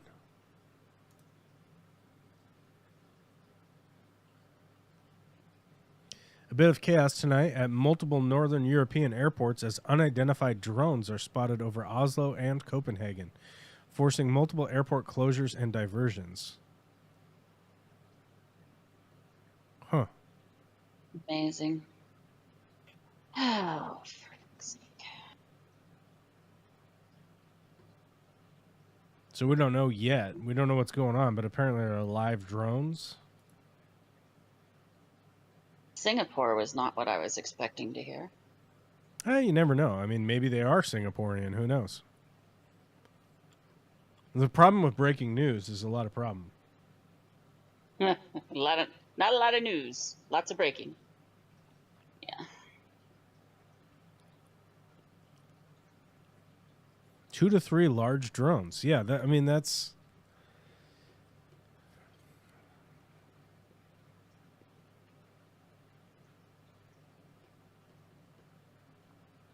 That's disturbing. Oh, at 11:30 p.m., Copenhagen Airport reopened 3 hours after the first sightings of the drones. However, the Danish transport hub warned passengers that there will be delays and canceled departures.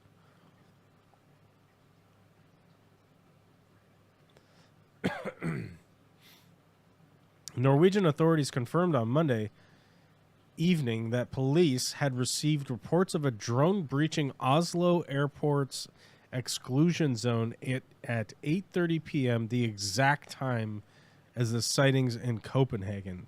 That doesn't seem like a coincidence. No, that's coordinated. You know, the weird thing is that if Denmark gets thrown into some kind of war, I might be able to just immigrate to Denmark, so I can go to the front lines and shoot whoever's invading. Okay. I could use the lineage thing. Nifty. I guess. They'd be like, we need warm bodies that know how to operate fucking machine guns and shit. Minimal training, but you have to get over your COVID first. Yeah, so this last week has been pretty rough. Starting on Wednesday morning, both of the girls woke up and they were feeling like garbage. Wicked gabbage. Gabbage. They stayed home. Olivia's been home for 5 days straight. By Thursday night, I started to feel like shit. I worked Friday and Saturday, just fever, sweats, and feeling like I was dying the whole time. And absolutely felt like I was dying the whole time. Yesterday, I pretty much slept all day and watched the Seahawks. The Seattle football Seahawks just destroy the New Orleans Saints. I mean, every aspect of the game. One of the reasons I wanted to bring this up is that it was like every aspect of the game. Like, the Saints got down there and they tried to kick a field goal and the Seahawks blocked it. The Seahawks or the Saints were like the next time they had the ball, they went to go punt the ball. The Seahawks blocked it and ran it back for a touchdown. The Saints scored a field goal. No. The Seahawks scored a touchdown and they went to kick off to the Saints. They kicked the ball down there. Oh, was that this week or last week? No, last week the guy fumbled the kickoff and we got a touchdown out of it. It was just Sam Darnold's our quarterback this year. His stats, his quarterback statistics at halftime. Check this out. He's 10 for 11 passing. Wow. 169 yards, 2 touchdowns, and a 158.3 perfect passer rating at halftime. Wow. Like absolute fucking dismantling of of the Saints. I mean, we went into halftime. It was 38-6. That's the NFL, Okay. dude. Like, that's unheard of. I mean, it was just crazy. Yeah. Yeah, they kicked off. No, they punted to us, and we just ran it back. Thanks, guys. They punted all the way down to the 5-yard line, and then I forget who it was. Tory somebody, I don't know. Ran 95 yards for a touchdown. It's like, Wow. oh, you guys tried to punt and, get the field position going. Like, no, it's just a touchdown. Get ready for a kickoff. Yeah, it was fucking crazy. It was just like, I don't understand what has happened. Like, I felt bad for him. Like, it was just I felt bad for the Saints. They were being manhandled at every level. Pummeled. Well. The place to take off if you want control over the Baltic Sea area is the island named Gotland, Swedish island. Probably just unarmed drones, smaller ones. Russia is testing us daily, flying fighters across the borders constantly. It's part of this war game. Yeah, I mean, that's the bigger issue. That's the worry. Like the American guy that went to Russia because America was too woke and liberal, and now he's stuck in the Russian military. Actually, what's even worse is that he went to Russia because the U.S. was too woke. He went there to join the military, but the military said before he went to Russia with his family, the Russian military told him that, yeah, you'll just be a welder in the military. We need welders. And so he was like, yeah, okay, cool. I'll come over there and I'll just be a welder for the military. And then they just sent him straight to the front lines. Whoops. We don't know if he's still alive. He might be dead by now. Who the fuck knows? Yeah, last report on the guy was in August.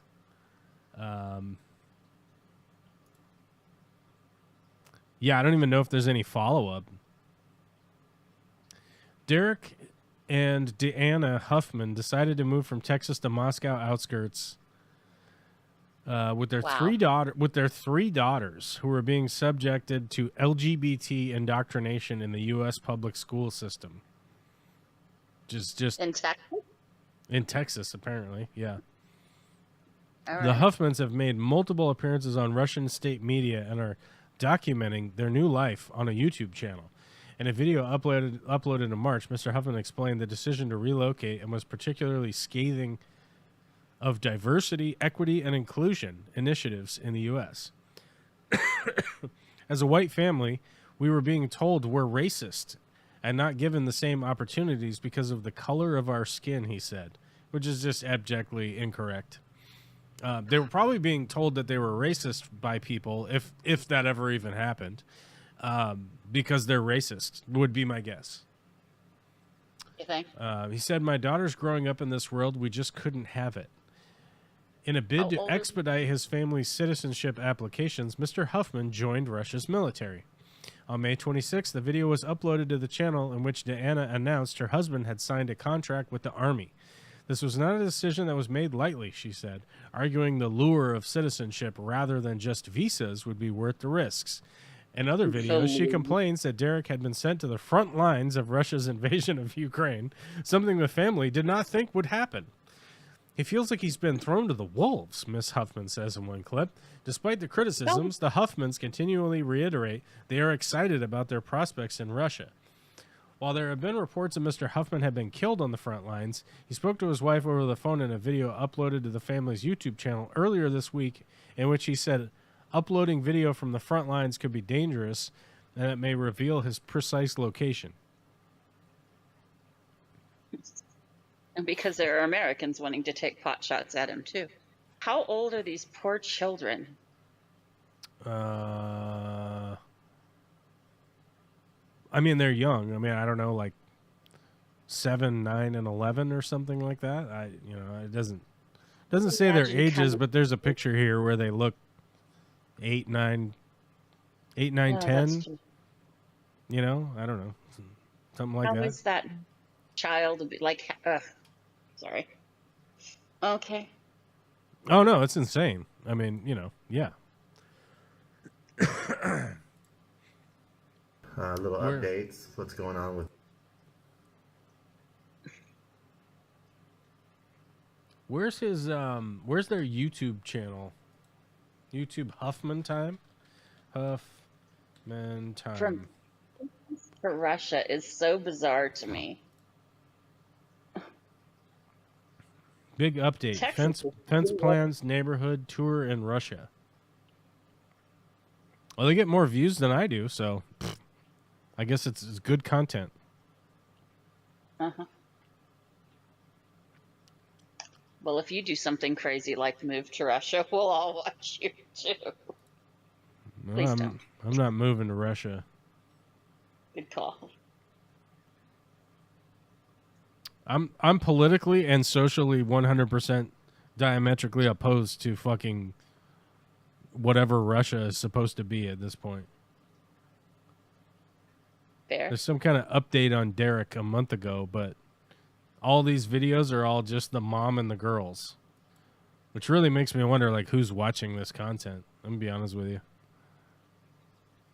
Well, all those Ruby Frankie fans had to go somewhere now that she's in prison. Who's Ruby Frankie?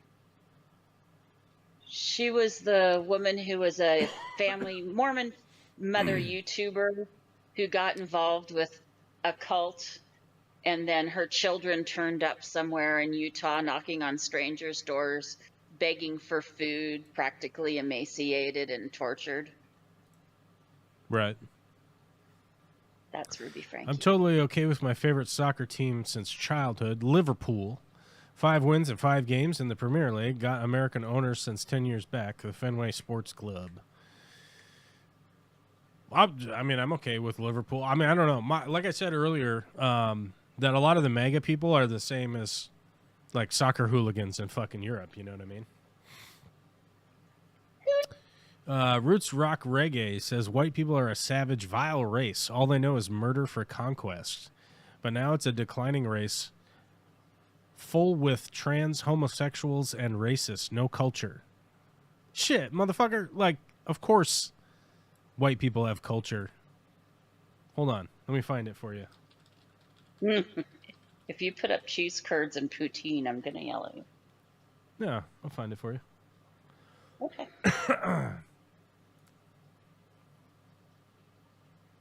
No culture.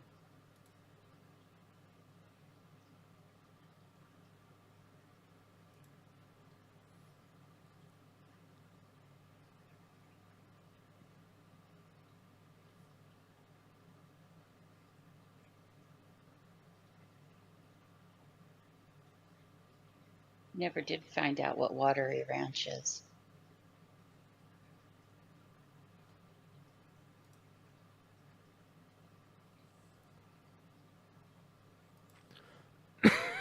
What? Irish Ranch? It's probably jizz. No, I said so we never did find out what Watery Ranch is. Oh, we didn't? We just propelled some Hidden Valley out into space, and that's where we left off. Oh, so the Watery Ranch is like when somebody actually makes the ranch. So they use buttermilk, sour cream, and mayonnaise, and then you add your herbs and your garlic and your salt and your pepper and your chives and your dill, and you actually just make a ranch. And a lot of people actually are just using the mix packet, but still, that's so much more superior. There's nothing wrong with the mixed packet, because the mixed packet is just dried herbs, garlic, salt, pepper, that shit. And then you are supplying the sour cream. So, like, you could be an asshole and be like, I made my own sour cream, right? You could do all that crazy shit, but you don't really need to. Right. I'm just saying, the Watery Ranch, like when somebody actually makes a ranch, I'm in. I'll dip my balls in it. I don't give a fuck, man. That shit is good. Right after I mean, the shower, I will dip my balls in hot sauce too, but like, you get what I'm saying? Like, and anyhow, as a response to the white people have no culture, here you go. White people don't have any culture. Then what is this? I don't think you understand the heritage and athleticism it takes to be a professional whimsical skedaddler. Ah, Is what I'm a saying? little Irish dancing. Watch it. Yeah, you're not even listening to what he's saying because you can't hear it. No, I can't. We gotta watch it again. You know, and some of you say white people don't have any culture. Then what is this?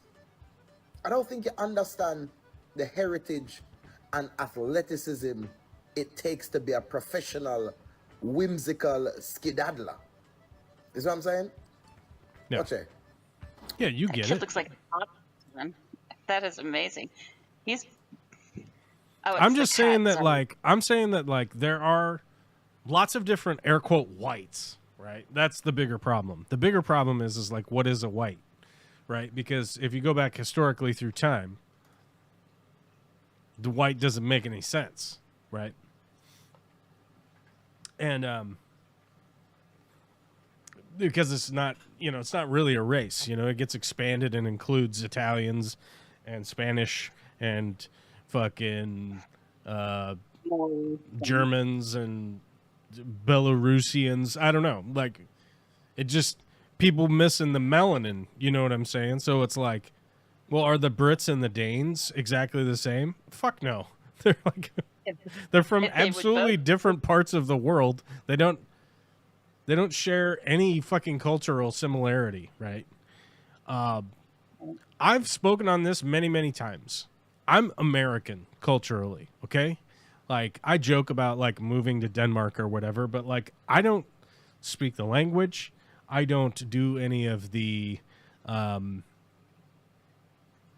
heritage-type celebrations of anything from Denmark or any of the other countries where my DNA you could trace back to if you want to trace it back. I'm not going to trace my DNA back. I'm not giving my DNA marker to a shitty company like 23andMe who's already lost everyone's information. They've already been hacked multiple times anyhow. So, like, I don't celebrate any of those, you know, those heritages, right? Like, I'm not Scottish. I have a cousin who thinks he's Irish now. Like, he's one of those people that has, because his last name is Irish and he's like fifth generation Irish. He's done the thing, like, he named his kids traditional Irish names. Lovely. He converted to to be Catholic. Catholicism? To call Catholicism, which, like, nobody in his immediate family are Catholic, right? And then he claims that he's Irish now, like Irish is his heritage. And I think that there are a lot of Americans that are absolutely confused by the constant, never-ending fucking stream of racial nonsense in this country. There was a long period of time where people that were progressive or whatever were saying that, like, we don't see color, right? And the idea behind that is that it doesn't matter what your racial background is. We're going to treat you with respect exactly the same as we would anybody else. And that eventually was co-opted by stupid fucking groups like the billionaire that owns Fox News, right? Who will constantly go on and explain how George Soros is the sole benefactor of anything bad that has ever happened in the world, right? Even though, what's his name? Murdoch? Yeah, even though Rupert Murdoch, it's literally the confession, right? It's like the accusation is the confession. Who owns all of these broadcasting channels? Where, like, recently a study was done on the effective truth of Fox News, where it was like factual statements were made, and they only came in at 17%, right? Ooh, that's higher than I would have expected. All right. Yeah, and it was one of those things where, like, NBC was at like 70%, but that is just like grotesquely a different comparison, right? Of like, maybe they're off sometimes, but they're mostly at least reporting something actually happened, right? Right. But Rupert Murdoch has essentially co-opted shit like that, of the like we don't see color, and twisted it and turned it into, which now you see these like constant reporting about DEI or constant reporting about affirmative action and whatnot, and then eventually progressives sort of headed in the direction of like, oh, okay, well if you guys are going to co-opt that, then we're just going to try to celebrate people's heritage, right? Where you want to do just allow people a space to understand their heritage, because for people like my cousin, I think that they are it's like the personal expression of a lack of like a formed belief where you're within an in-group, right? Right. Once you're in an in-group, because humans are 100% community minded, right? Like we are. I've ranted on this fucking stream so many goddamn times about the idea of the rugged individual just doesn't exist. But to put yourself in a position where you go like, well, now I'm in an in-group because I have some heritage. I've never needed that. I've never needed this. I've never needed that feeling of being like, oh, I have some carried retroactive heritage other than like the people I've known in my family, right? It's like, oh, everybody in my family was in the military. Okay. Well, part of my heritage is apparently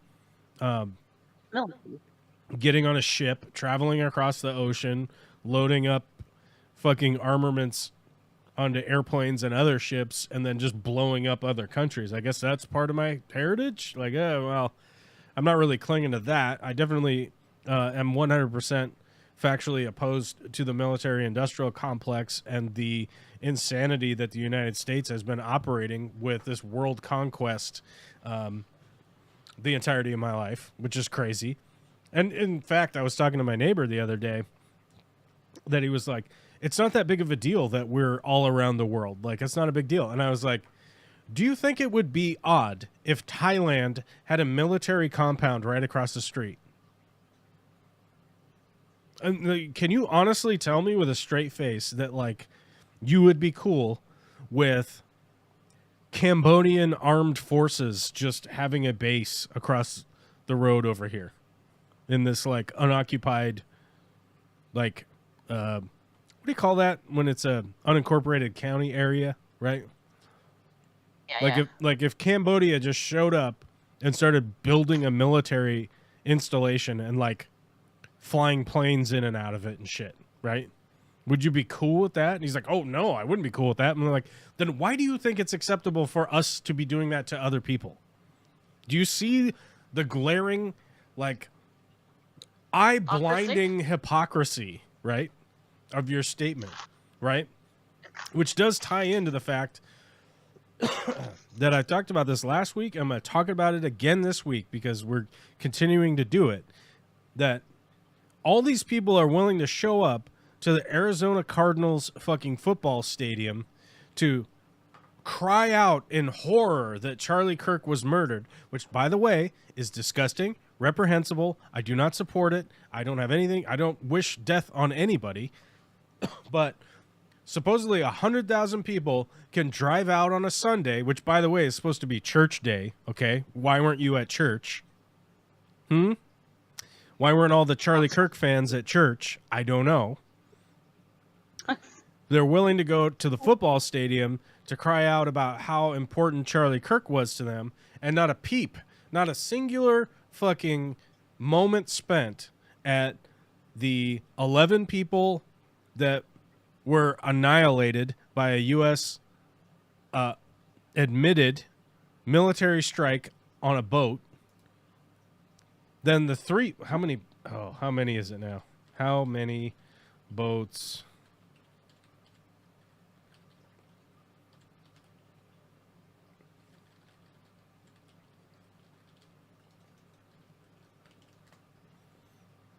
I haven't been typing much lately. Sure. Yeah. It's hard to type off at the same time. Oh, the COVID's getting to me. I'm starting to cough. Gotta get that lung out. Ugh. Then on Friday, we blew up another boat. So we're at 3 or 4 now. This is the third one. We're just Okay. blowing up boats in the ocean. How many people? 11 people died on the first one. 3 people died on the second one. Is that right? Yep, that's right. Carried out its third fatal strike against an alleged drug smuggling vessel this month. He did not provide more precise details about the location of the strike. We don't even know how many people were blown up on that boat. And Venezuela claims that they caught a DEA agent sending out false flag boats to try to imply that Venezuela is... Jesus. Yeah, but none of these Charlie Kirk fans give 1 second, 1 iota of thought about these, even just the one boat with 11 humans on it. They don't care. Right. They don't care at all. They're willing to spend money. Do you understand that they're willing to spend money to go to the Arizona Cardinals football stadium to, I don't know, cry, bemoan, listen to the hate-filled speeches of Stephen Miller and Donald Trump, where Donald Trump, as I played for you earlier, was specifically saying, I hate my opponent. I don't want anything good for them. This hate-filled fucking mongrel is blowing up human beings in the ocean. There's just a boat going around, and then he says that they're drug smugglers, which, by the way, I would like to reiterate that you don't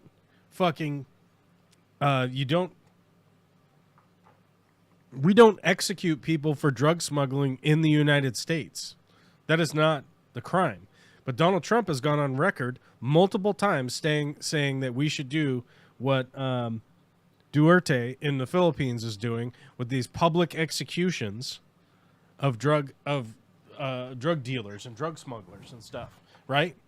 And you're telling me I'm supposed to believe these people give any shits about human life. They do not care. These are supposedly the people that believe that abortions is murder, but blowing up a boat full of 11 people isn't murder, apparently. If somebody could figure that out for me, right?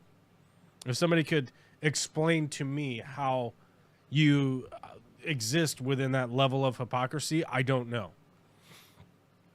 Recap Harris says it's the fourth. It might be the fourth boat, but I'm seeing it was the third. But yeah. And no mention of the guy hanging. But what's his name? Trey Robbins? There's 2 guys. Yep. 2 guys in Mississippi. One of them supposedly homeless. So that takes it to 3 if there's 2 in Mississippi, because Trey was in Texas. Trey Reed. Reed, that was it. I knew it was an R. No, Robinson Trey is Tyler. Reed was in Mississippi. He graduated from University of Texas then. That must have been where I got confused. I don't know what's going on. Maybe you just thought it was Texas. Always possible. No, there was 2 fucking essentially like lynchings in Mississippi. But I can't go to that page because that page wants me to sign in and give me my fucking email and shit so you can...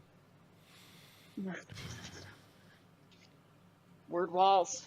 Paywalls. Fuck you. The family of a 21-year-old black student... It's not even a paywall. It's like, give us your information wall. It's like, scan your ID and send us your ID. They send a The family of a 21-year-old black student who was found hanging from a tree in a university campus in Mississippi is demanding answers after his death was ruled a suicide by the state medical examiner. The body of Dimar Travion, otherwise known as Trey Reed, was found in Delta State University campus in Cleveland. Okay, What? I'm losing my mind. The body of Trey Reed was found on Delta State University's campus in Cleveland. I don't think Cleveland's in Mississippi. Well, I didn't fuck? think so either. Oh, maybe it's Cleveland, Mississippi. I don't know. Maybe it's Cleveland, Mississippi. I mean, I'm not shocked in the United States when there's multiple of the same city. Come on. I'm not. I will say, the moment that any lingering amount of shock, has to do with Versailles, Kentucky. That is a kind of a scary concept. Yeah. Do you want to know why? Do you want to know why I was shocked? I would love to, because they don't call it Versailles; they call it some weird pronunciation. Yeah, that's why. This right here, Versailles. It's, by the way, named after the fucking French city in France. That's called Versailles. There's one in Missouri too. Fuck Missouri. That's right. Oh. Fuck all of Missouri. Fucking Have often jackwagons. Fucking freaks. Yes. But the city of Versailles in Kentucky, do you want to know how they will get insanely mad if you call it Versailles? It's called Versailles. Yep. Same in Missouri. And they will fucking shout at you about how you got it wrong. And I'm like, you named this city was named after a city that's called Versailles. How could you be named after a city that's called Versailles and then call it not Versailles? What the fuck is happening? Yeah. Or like Paris, Texas. Do you think there's a Anybody calling me over there? do you think they have a tower?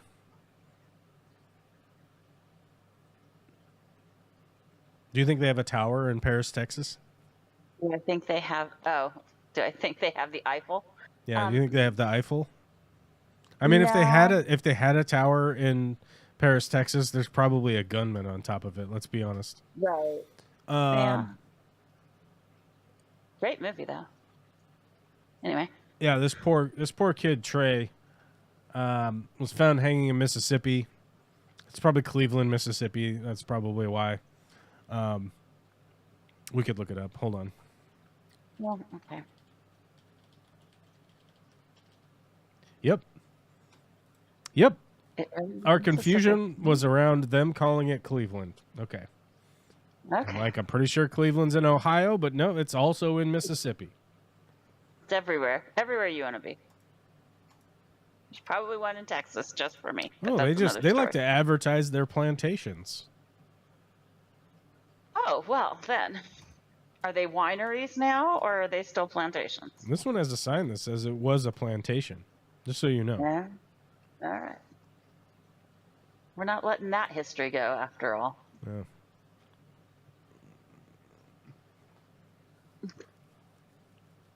And Kaepernick is paying for a second autopsy because nobody believes that this kid hung himself from a tree. Yeah, I mean, it makes zero sense that anyone would hang themselves from a tree to commit suicide. Like, that is fucking no way. No way. Yeah, nobody. Yeah.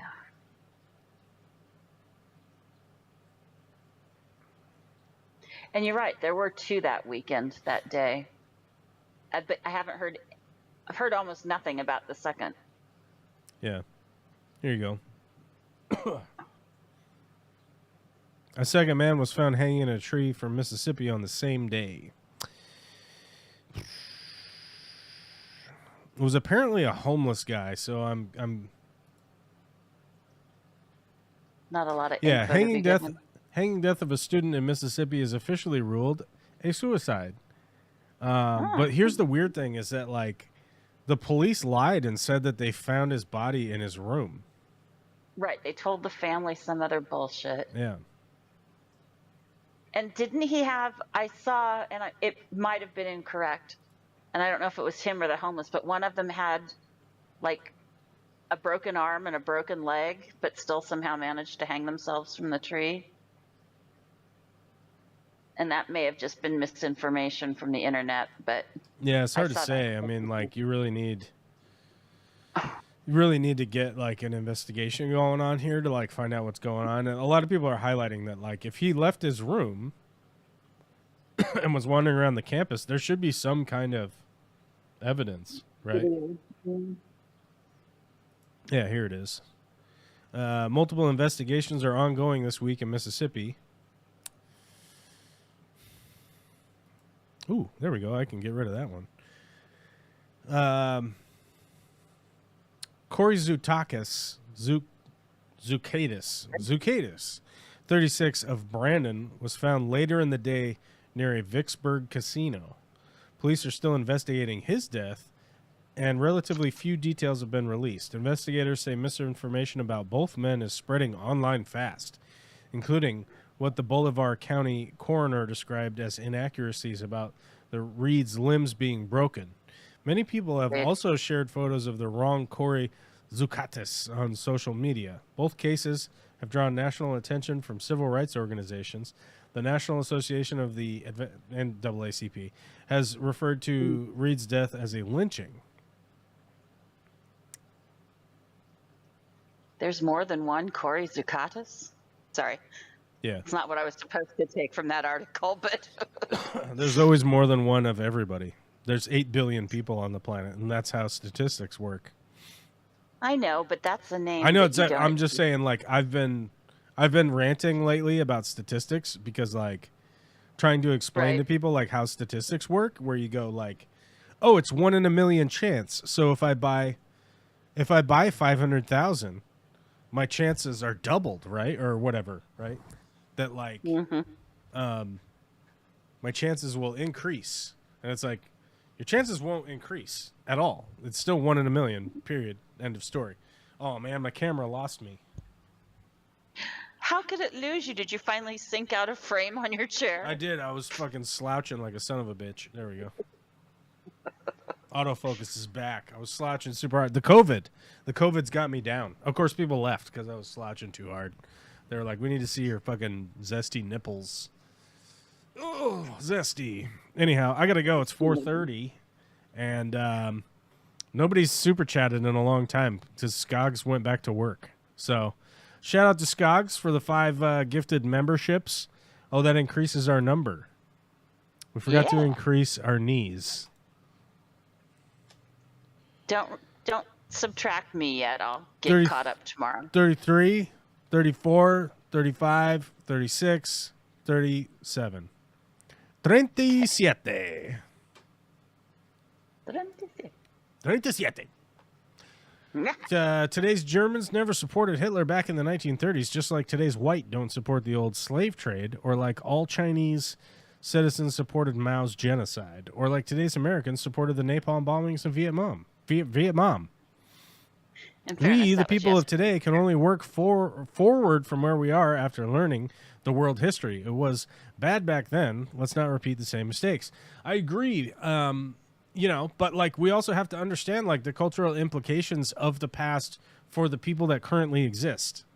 Right? Like I've broken this down before. Like I know that things are probably more confusing from an international viewpoint of like how things have happened in the United States over the last 100 years, right? And like that you could go, oh, I live in Berlin, and Berlin was bombed to fucking shreds, was destroyed. Actually, Berlin's probably not a good example because of the wall, right? Mm-hmm. Let's see where the wall was. I don't remember exactly geographically off the top of my head. We need to see a map. It was Berlin. It ran across the country. It didn't just run through only Berlin. Oh, fine. Because after World War II, Germany was split into thirds. Russia took a third of it. The EU took a third of it, and the United States took a third of it, essentially. And I need a fucking... God damn it, National Geographic, you sons of bitches. No, you don't get my email address, you fucking prick bastards. They want a blood sample and a fingerprint. National Geographic. The thing is that, like, I fully understand, and here's my whole reasoning for bringing this up, and I got sidetracked on where the Berlin Wall is, but, like, I need the wall. I need the whole wall. Where's the hypothetical wall? All right, where's the fucking... Give me the whole goddamn wall. It went all the way around. Okay. I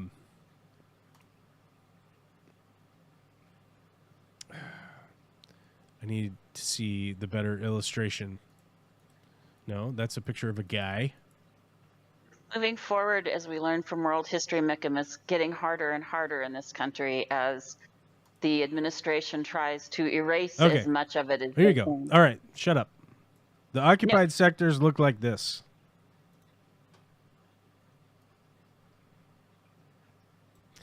There's actually 4 sectors. I forgot France because I always forget France because fuck France. Although, yay France, I guess. I don't know. Whatever you want. Fuck France or yay France. Who gives a shit? Here's my point. So all of these occupied areas, as you can see, the fucking Soviets fucked this whole red area because they're pieces of shit, whereas the United States, UK, and France all rebuilt this whole area, right? Now, a lot of this happened in the United States without rebuilding. We didn't rebuild the country. What we did is we rebuilt the idea of a middle class, okay? We rebuilt the idea of a middle class utilizing things like the GI grants. All of the GIs that served during World War II essentially had themselves a heyday with sort of an open-ended like loan for buying a house. You didn't even have any restrictions really or anything like that for being able to cover wages and things, be able to start a family. We had an extreme tax code that taxed wealthy earners at 91%. Okay, that led us to the middle class being hyper expanded. Hi.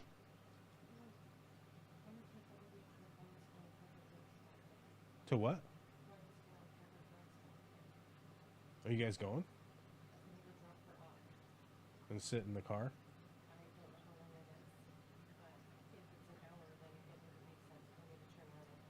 That doesn't make any sense. All right, give me just a second here. Okay, so in the United States, if you happen to be black, you didn't get access to that. They just denied all of those black GIs money. And in a lot of the areas where black people moved from the South to even places like Washington State, where I live, to work for Boeing, they were forced out of the housing after the war was over. So guess what? They ended up having to re-immigrate back to the South to a place where, guess what? There was no housing for them, right? So that generational wealth, that generational wave that has been pushing against, American black people has been pushing since World War II, because white people got access to having a shitload of money in the bank in the form of a house and being able to have upward movement into society. Whereas a lot of the black people that were all involved in World War II also were just thrown out. On top of that, women were also just thrown out from all of the positions that they had during World War II. Did that happen over here in these blue, purple, and light blue areas? No. It did happen on the Soviet Union side.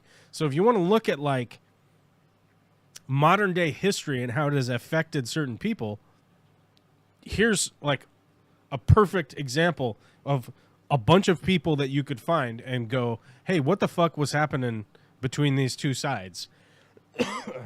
Until they said to tear down the wall, right? Anyhow, I got to go because I got to figure out what's going on with my kids.